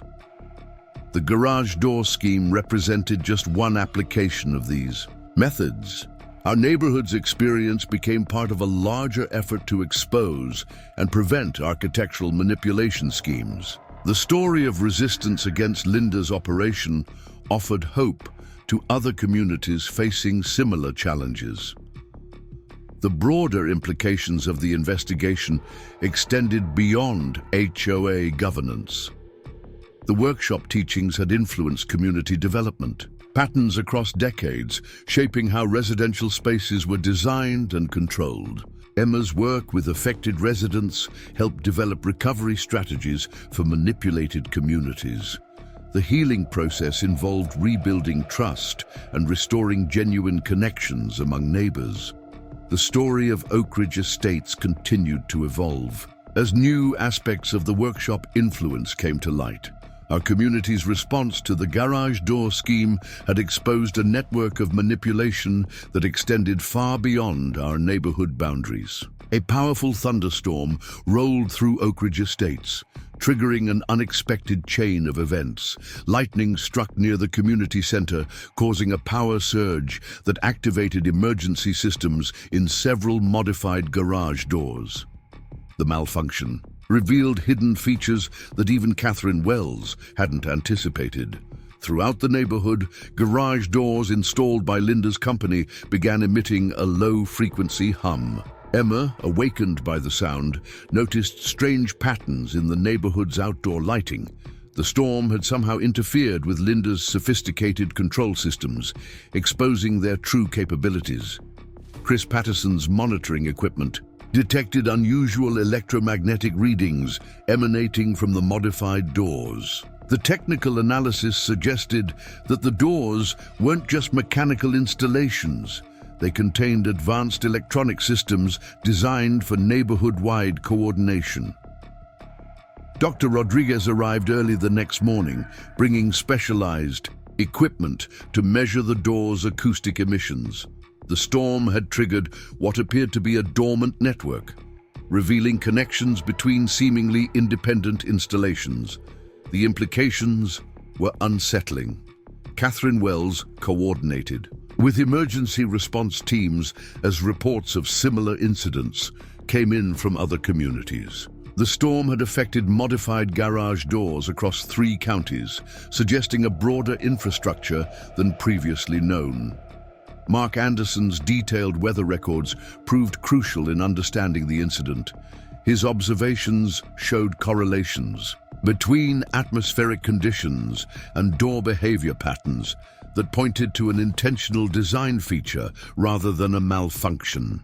Tony Garcia brought in electrical engineers to examine the affected doors. They discovered sophisticated circuitry hidden within ordinary-looking components, indicating years of systematic development and implementation. Jennifer Lee's morning. Customers reported unusual experiences during the storm. The combination of weather conditions and activated door systems had created detectable effects on neighborhood atmosphere and resident behavior. Rachel Cooper accessed emergency HOA records that showed similar incidents dating back years. The storm had exposed a pattern of coordinated door responses that suggested regular system testing and activation. The FBI's technical team discovered that the modified doors contained advanced communication modules. The network had been designed to create what Linda called resonance fields across entire communities. Greg Williams identified specialized materials in the door components that responded to specific environmental conditions. The storm had triggered features designed to enhance the system's influence during periods of natural disruption. Bob and Carol Wilson's security cameras captured footage of synchronized door movements during the lightning strikes. The precision timing indicated an automated response system integrated into Linda's network. Steve Jenkins received reports from other neighborhoods about similar storm-related incidents. The pattern suggested a coordinated system of community-wide environmental manipulation. Emma's medical training helped identify physiological effects reported by residents during the incident. The combination of weather conditions and activated systems had created measurable impacts on community health patterns. Dr. Rodriguez's team conducted acoustic surveys that revealed carefully planned sound distribution patterns. The door network had been designed to create specific environmental conditions throughout the neighborhood. The investigation uncovered maintenance records showing regular system updates and modifications. Linda's company had been gradually enhancing the network's capabilities while maintaining its appearance of ordinary garage door service. Catherine Wells coordinated with utility companies to analyze power consumption patterns. The data revealed regular energy surges consistent with system testing and activation cycles. Chris Patterson's digital forensics exposed automated protocols in the door control systems. The network was designed to respond to specific environmental triggers, using natural events to enhance its effectiveness.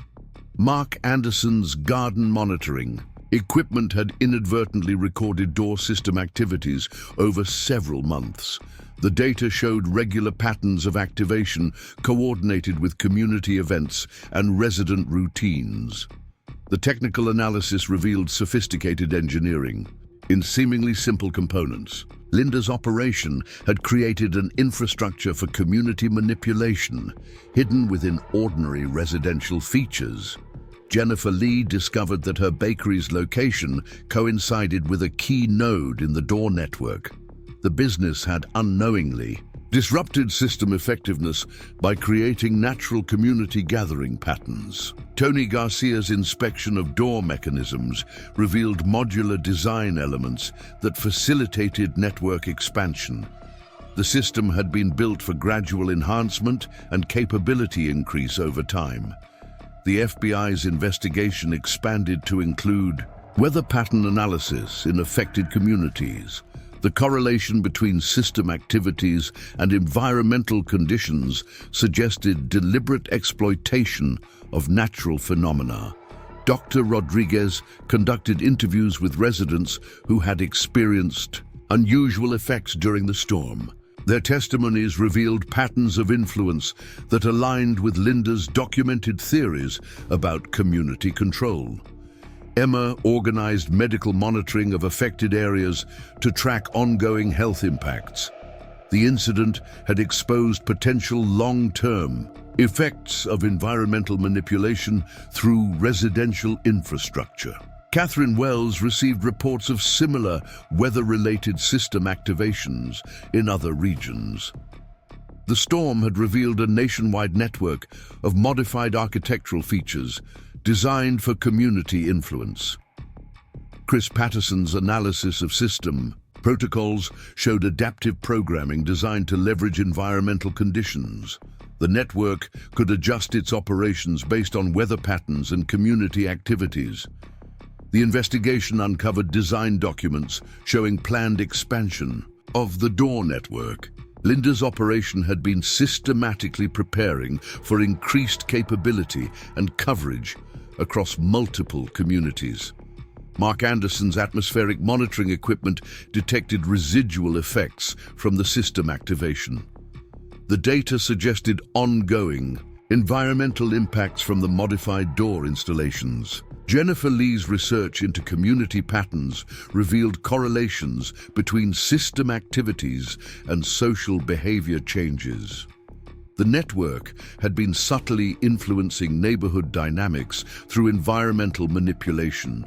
Tony Garcia identified specialized maintenance procedures designed to conceal system capabilities. The operation had created protocols for maintaining network functionality while preserving ordinary appearance. The FBI's technical assessment revealed sophisticated engineering in network components. Linda's operation had developed advanced technology disguised as simple garage door equipment. Dr. Rodriguez's analysis showed how the system exploited natural phenomena to enhance its effectiveness. The storm had demonstrated the network's ability to coordinate with environmental conditions for maximum impact.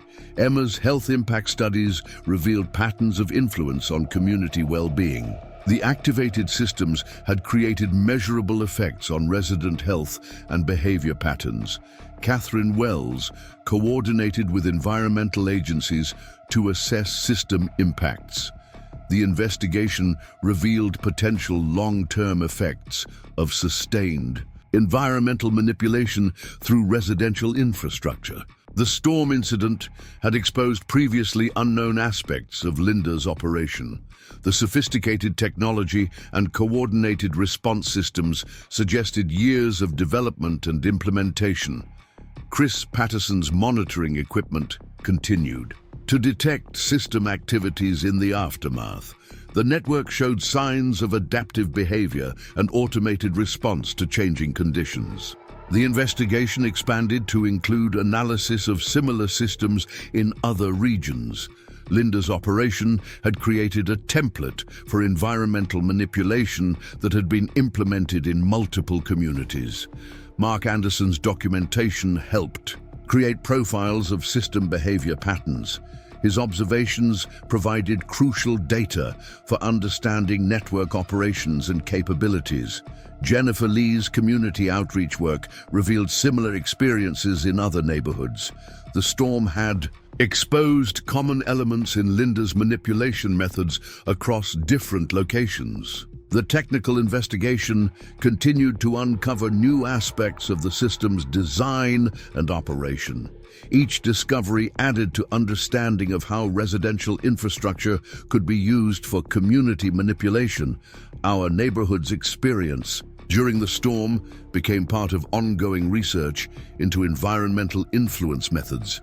The incident had demonstrated both the sophistication and vulnerability of Linda's control systems.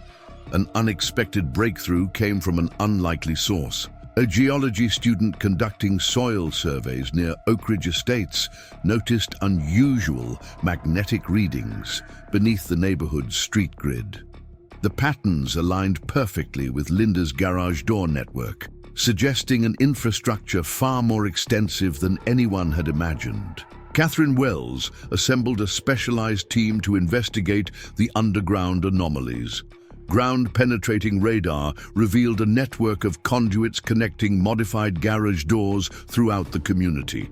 The system's sophistication exceeded anything previously documented in residential surveillance. Dr. Rodriguez brought in urban planning experts to analyze the infrastructure layout. The underground network followed patterns similar to ancient city designs, incorporating principles of sacred geometry that matched theories found in Linda's portal thinking materials. Emma's medical monitoring equipment detected subtle electromagnetic fields emanating from the conduit system. The frequencies matched those known to influence human behavior and cognitive patterns, suggesting an intentional design for community-wide manipulation. Chris Patterson discovered encrypted data streams flowing through the underground network. The communication system linked individual garage doors into a coordinated array capable of generating what Linda's documents called harmonic resonance fields. Mark Anderson's garden monitoring tools had accidentally recorded variations in soil conductivity that corresponded with door network activities. His meticulous documentation provided crucial evidence of long-term environmental manipulation attempts. Jennifer Lee found that certain areas of her bakery showed consistent temperature anomalies. Further investigation revealed these spots coincided with nodes in Linda's underground network, suggesting thermal energy was being channeled for unknown purposes. Tony Garcia brought in construction specialists who identified sophisticated materials in the conduit system. The components matched experimental technology developed for military applications in environmental modification and crowd control. The FBI's analysis of the underground infrastructure exposed connections to other neighborhoods where Linda had operated. The network extended beyond individual communities, forming larger patterns visible only from satellite imagery. Rachel Cooper uncovered HOA documents showing unusual expenditures for infrastructure maintenance dating back years. The payments corresponded with installations of Linda's underground system components. Greg Williams recognized specialized tools found during the excavation from his time working with Linda's company. The equipment suggested that installation of the underground network had been ongoing throughout normal garage door maintenance. Bob and Carol Wilson's hobby of amateur astronomy proved unexpectedly valuable. Their backyard telescope had captured unusual atmospheric effects above areas now known to contain network nodes. Steve Jenkins received anonymous tips about similar underground systems in other states. The pattern suggested a coordinated effort to establish widespread infrastructure for community manipulation. Dr. Rodriguez's team conducted geological surveys that revealed careful positioning of network components along natural energy lines. The system appeared designed to amplify existing environmental features for maximum effect. Catherine Wells coordinated with utility companies to map unexpected power draws throughout the neighborhood. The energy consumption patterns indicated regular activation of hidden system features. The investigation uncovered maintenance tunnels accessing key points in the underground network. These concealed passages allowed Linda's operation to modify and expand the system without surface detection.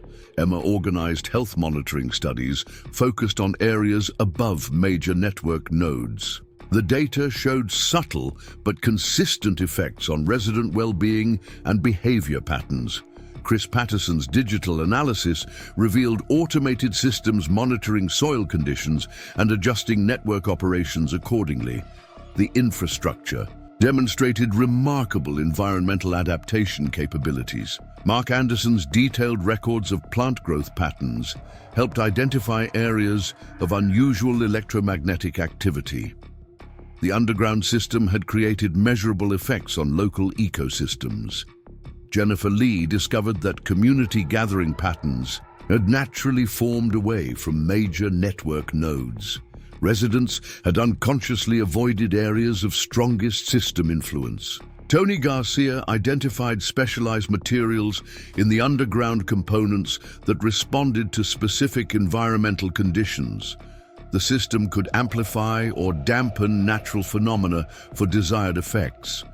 The FBI's technical assessment revealed military-grade technology adapted for residential deployment. Linda's operation had accessed restricted research in environmental modification and behavior influence. Dr. Rodriguez conducted interviews with residents living above major network nodes. Their experiences suggested long-term exposure to subtle environmental manipulation. Catherine Wells received reports of similar underground infrastructures being discovered nationwide. The garage door network represented a sophisticated system of community control hidden in plain sight. Chris Patterson's monitoring equipment detected regular data transmissions between network nodes. The system maintained continuous communication and coordination capabilities. The investigation exposed plans for expanding the underground infrastructure to new communities. Linda's operation had developed standardized procedures for system deployment and activation. Mark Anderson's atmospheric monitoring equipment recorded unusual patterns above network concentrations. The data suggested intentional modification of local environmental conditions. Jennifer Lee's research into community behavior revealed correlations with network activity patterns. The system had created subtle but measurable effects on social dynamics. The technical analysis continued to uncover new aspects of the underground infrastructure. Each discovery added to understanding of how residential communities could be manipulated through hidden systems. Emma's health impact studies showed patterns of influence radiating from network nodes. The infrastructure had created zones of varying effect throughout the neighborhood. Catherine Wells coordinated with environmental protection agencies to assess system impacts. The investigation revealed potential long-term effects of sustained environmental modification. The underground discovery expanded understanding of Linda's operation. The sophisticated infrastructure suggested years of systematic development and deployment. Chris Patterson's digital forensics exposed automated protocols governing network operations. The system demonstrated complex adaptive behaviors and environmental responses. The investigation revealed connections between underground networks in different regions. Linda's operation had created a template for community manipulation that could be widely deployed. Mark Anderson's documentation helped create maps of system influence patterns. His observations provided crucial data for understanding network effects and coverage.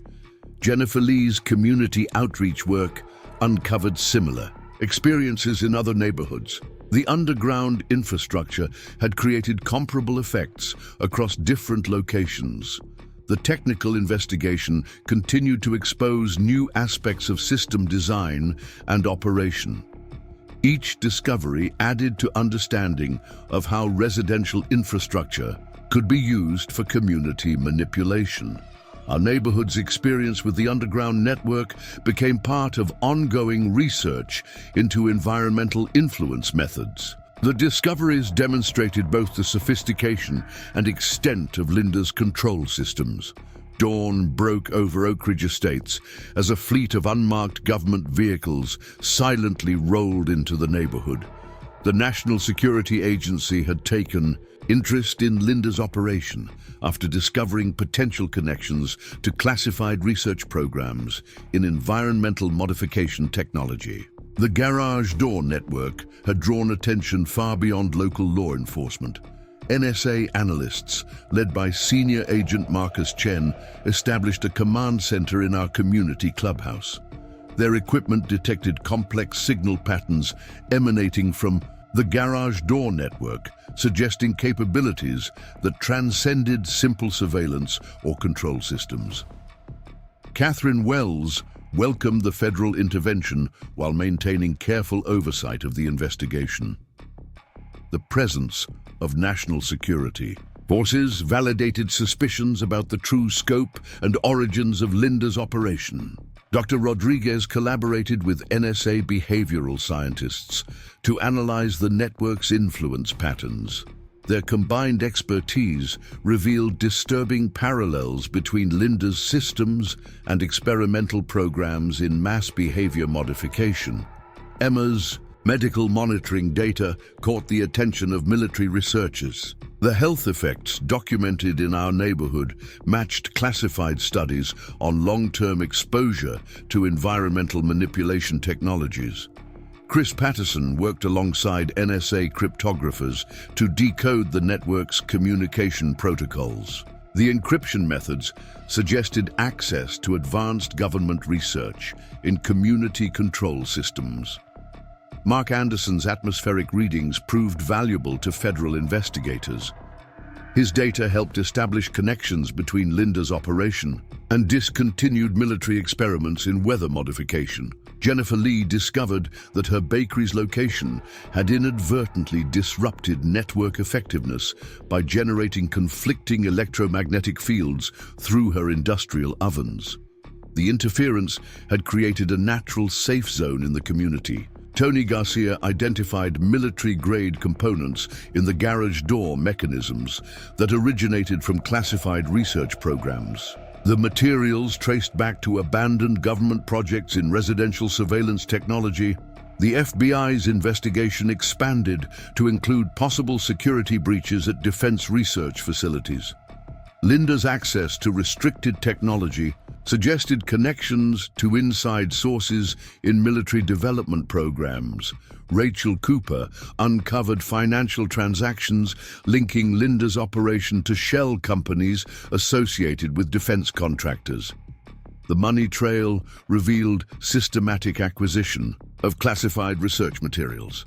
Greg Williams recognized specialized equipment from his military service, raising questions about how Linda's organization accessed restricted technology. His expertise helped identify components from classified programs. Bob and Carol Wilson's amateur radio equipment had recorded unusual transmissions that matched patterns from experimental military communication systems. Their hobby had accidentally documented evidence of unauthorized technology transfer. Steve Jenkins received communications from former military researchers who recognized elements of their classified work in Linda's network. The similarities suggested deliberate adaptation of restricted technology for civilian deployment. Dr. Rodriguez's team identified behavioral modification techniques developed for military applications. The garage door network had incorporated principles from classified research in community control. Catherine Wells coordinated with military intelligence to trace the origin of Linda's technical knowledge. The investigation revealed connections to disbanded research programs in environmental manipulation. The NSA analysis exposed sophisticated capabilities hidden within ordinary-looking garage door components. The system demonstrated hallmarks of classified technology adapted for residential deployment. Emma organized medical studies that caught military researchers' attention. The documented health effects matched classified data on environmental modification experiments. Chris Patterson's digital forensics revealed programming code from restricted military systems. The network's software contained elements of classified projects in community surveillance. Mark Anderson's detailed environmental monitoring helped federal investigators track system effects. His data provided crucial evidence linking the network to military technology. Jennifer Lee discovered that certain bakery equipment generated protective interference fields. The unintentional disruption had created safe zones from network influence. Tony Garcia worked with military engineers to identify restricted components in door mechanisms. The investigation exposed unauthorized use of classified technology in residential systems. The FBI's technical assessment revealed adaptation of military-grade surveillance equipment. Linda's operation had accessed and modified restricted technology for civilian application. Dr. Rodriguez conducted interviews that drew interest from military behavioral scientists. Resident experiences matched classified studies of environmental manipulation effects. Catherine Wells received classified briefings about similar operations discovered nationwide. The garage door network represented unauthorized deployment of restricted technology. Chris Patterson's monitoring equipment detected military-grade encryption in network communications. The system utilized protocols developed for classified defense applications.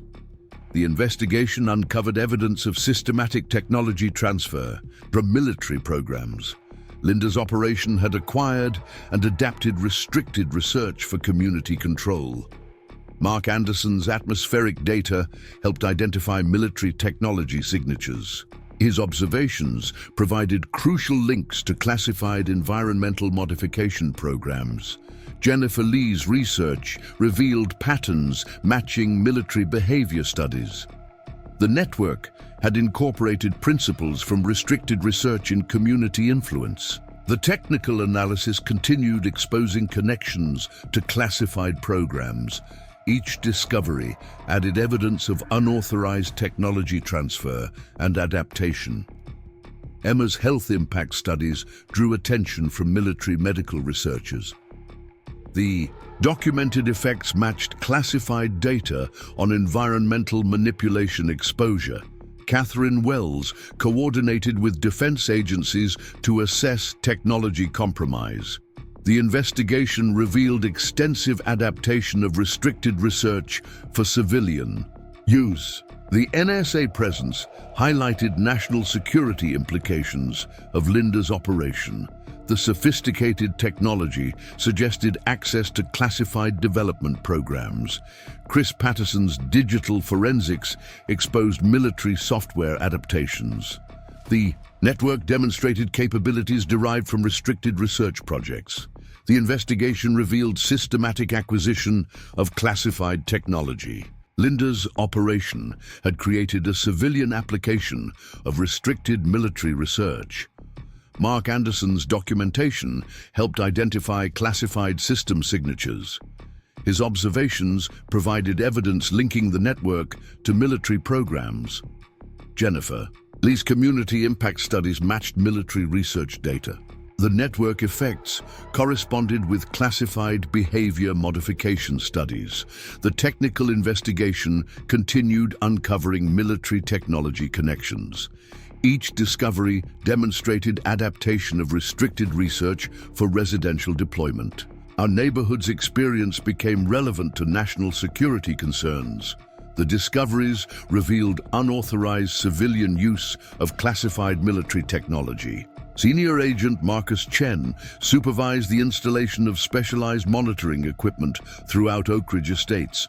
The NSA team discovered that Linda's network had been gathering data far beyond simple surveillance. It was conducting complex social experiments using cutting-edge behavioral modification technology. A secure military transport arrived, carrying Dr. Sarah Montgomery, lead researcher from the Pentagon's Discontinued Environmental Harmony Project. She immediately recognized elements of her classified work in Linda's garage door systems. The implementation went beyond simple adaptation. It showed sophisticated understanding of restricted research principles.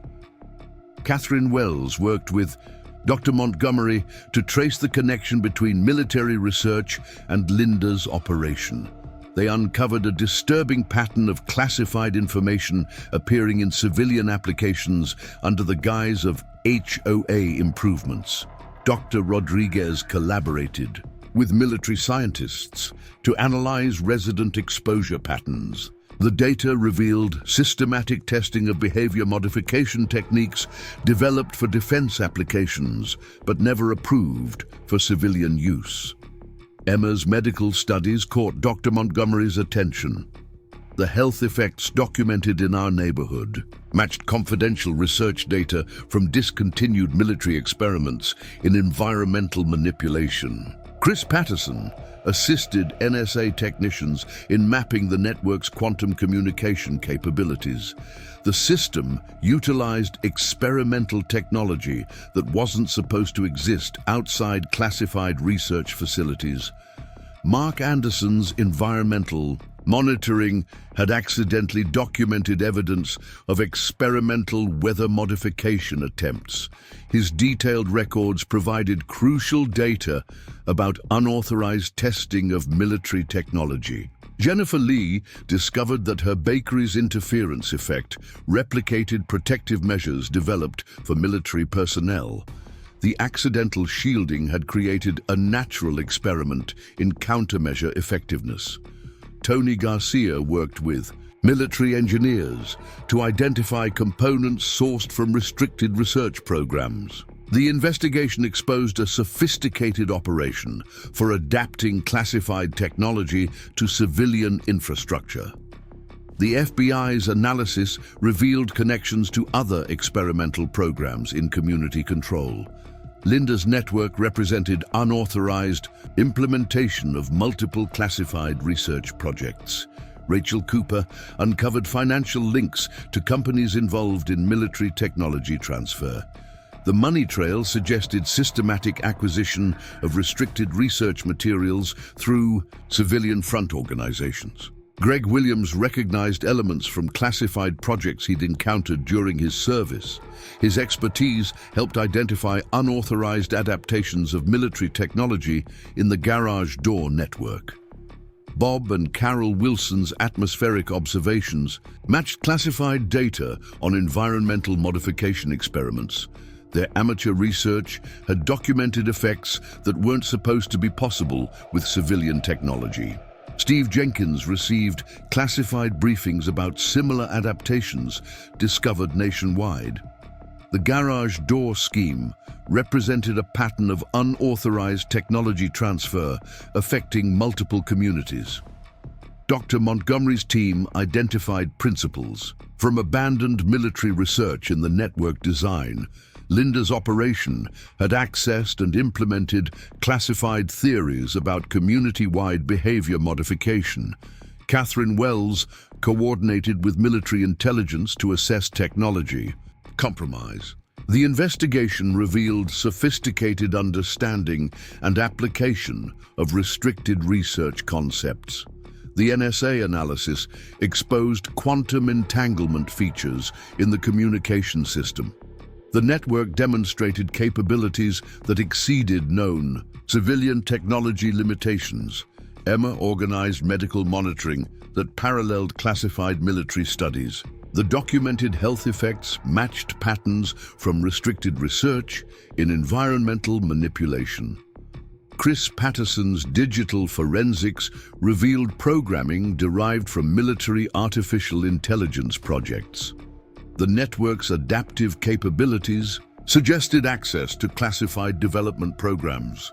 Mark Anderson's atmospheric data helped identify unauthorized testing patterns. His observations provided evidence of experimental technology deployment in residential areas. Jennifer Lee's research into shielding effects drew military interest. The accidental discovery of countermeasures provided valuable data about network vulnerabilities. Tony Garcia identified classified materials adapted for civilian use. The investigation exposed systematic modification of military technology for residential deployment. The FBI's technical assessment revealed unauthorized testing of experimental systems. Linda's operation had created a civilian testbed for classified technology development. Dr. Rodriguez conducted interviews that matched military behavior studies. Resident experiences provided data about long-term exposure to experimental modification techniques. Catherine Wells received reports about similar adaptations in other regions. The garage door network represented widespread unauthorized testing of classified technology. Chris Patterson's monitoring detected quantum information protocols. The system utilized experimental communication methods restricted to military research. The investigation uncovered evidence of systematic technology adaptation. Linda's operation had created sophisticated civilian applications of classified military research.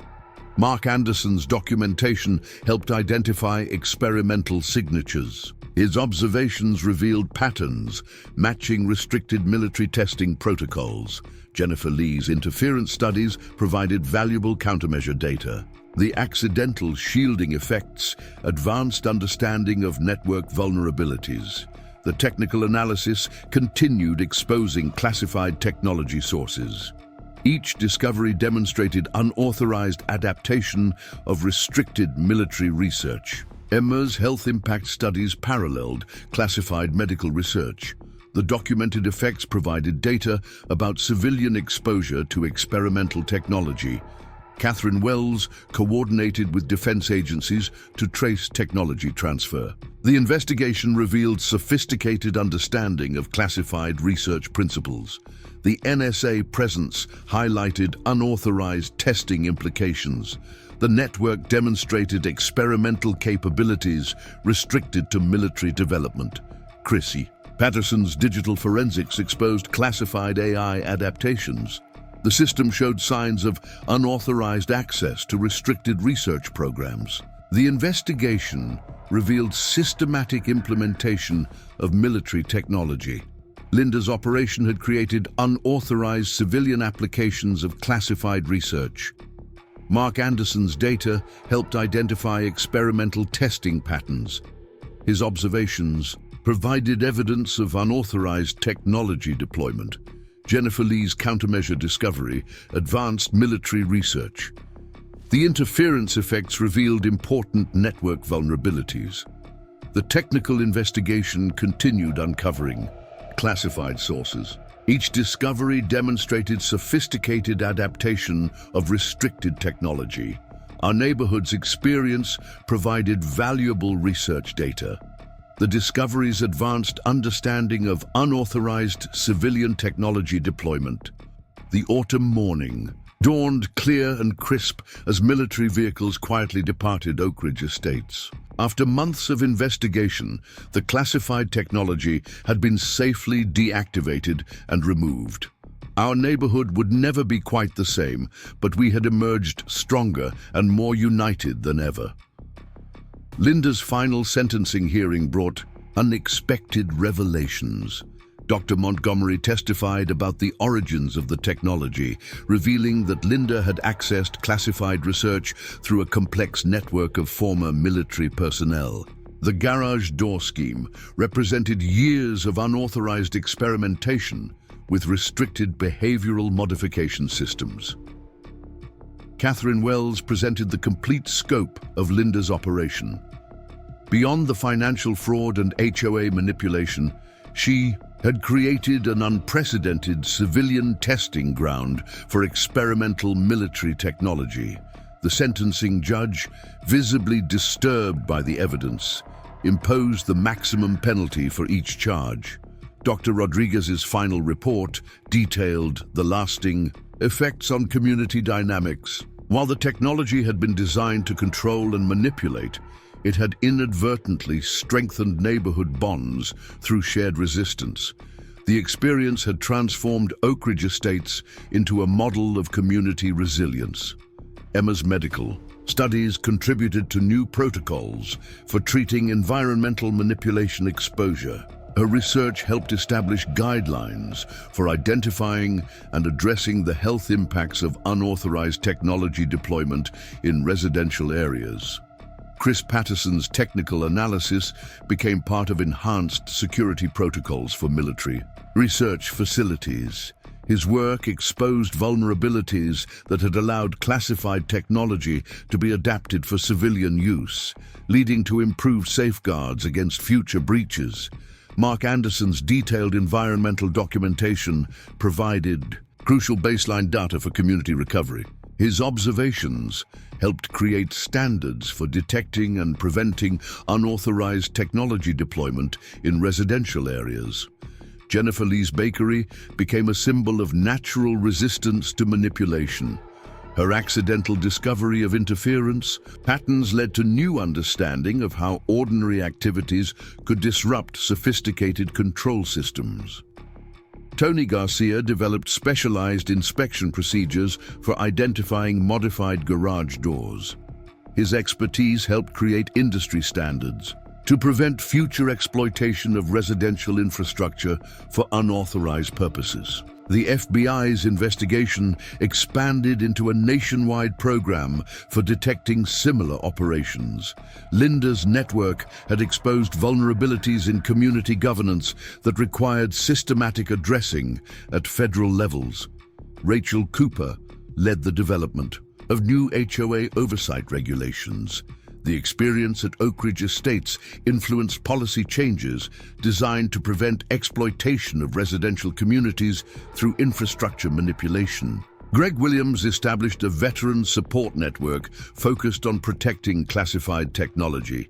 His initiative helped former military personnel recognize and report unauthorized adaptations of restricted research. Bob and Carol Wilson's astronomical observations contributed to improved environmental monitoring systems. Their amateur research helped create protocols for detecting unauthorized technology deployment through atmospheric effects. Steve Jenkins worked with community organizations to develop early warning systems. His experience helped other neighborhoods identify and prevent systematic manipulation attempts through infrastructure modification.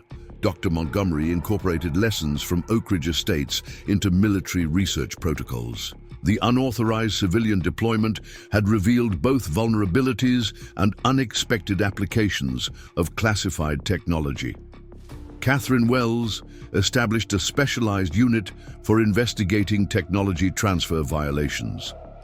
The garage door case became a template for detecting and preventing unauthorized adaptation of classified research. The NSA analysis led to improved quantum communication security measures. The sophisticated capabilities of Linda's network prompted enhanced protection of experimental military technology. Emma's community health monitoring program became a model for other neighborhoods. Her systematic approach to documenting environmental effects helped create standards for residential technology assessment. Chris Patterson developed software tools for detecting unauthorized adaptations. His work helped communities identify and prevent sophisticated manipulation attempts through infrastructure modification. Mark Anderson's garden became an official environmental monitoring station. His methodical documentation practices influenced new standards for community-based technology detection. Jennifer Lee's interference effect studies advanced understanding of protection measures. Her accidental discovery led to improved methods for shielding communities from unauthorized technology. Tony Garcia created training programs for contractors and inspectors. His expertise helped establish industry standards for identifying and preventing infrastructure exploitation. The FBI established a dedicated task force for investigating community manipulation. The garage door case revealed patterns requiring systematic detection and prevention nationwide. Dr. Rodriguez's behavioral analysis influenced community protection strategies. Her research helped develop methods for strengthening social bonds against systematic manipulation attempts. Catherine Wells implemented enhanced security protocols for HOA governance. The investigation exposed vulnerabilities requiring improved oversight and protection measures. Chris Patterson's monitoring systems became standard community safety tools. His technical solutions helped prevent unauthorized deployment of sophisticated control technology. The final assessment revealed lasting changes in community dynamics. Oakridge Estates had evolved from a typical suburban neighborhood into a resilient community network. Mark Anderson's environmental monitoring program continued providing valuable data. His systematic observations helped maintain vigilance against future manipulation attempts. Jennifer Lee's bakery thrived as a community gathering space. The natural interference effects became a feature rather than a bug, creating a safe haven within the neighborhood. The technical investigation concluded with improved protection measures. Each discovery contributed to preventing future exploitation of residential infrastructure. Emma's health impact studies influenced medical monitoring standards. Her research helped establish protocols for protecting community well-being against technology abuse. Catherine Wells developed comprehensive community protection guidelines. The investigation created foundations for preventing systematic manipulation through infrastructure. The NSA presence established lasting security improvements. The sophisticated technology threat required ongoing vigilance and protection measures. Chris Patterson's digital safeguards became industry standards. His work helped prevent future exploitation of residential systems for unauthorized purposes. The garage door that started everything remained as a reminder. Our neighborhood's experience had exposed and prevented a sophisticated manipulation scheme. Mark Anderson's observations helped create lasting safety measures. His dedication to documentation provided crucial tools for community protection. Jennifer Lee's accidental countermeasures advanced protection technology. The simple act of baking had revealed important principles for community defense. The final changes strengthened neighborhood connections. Our community had evolved through resistance to manipulation into something stronger.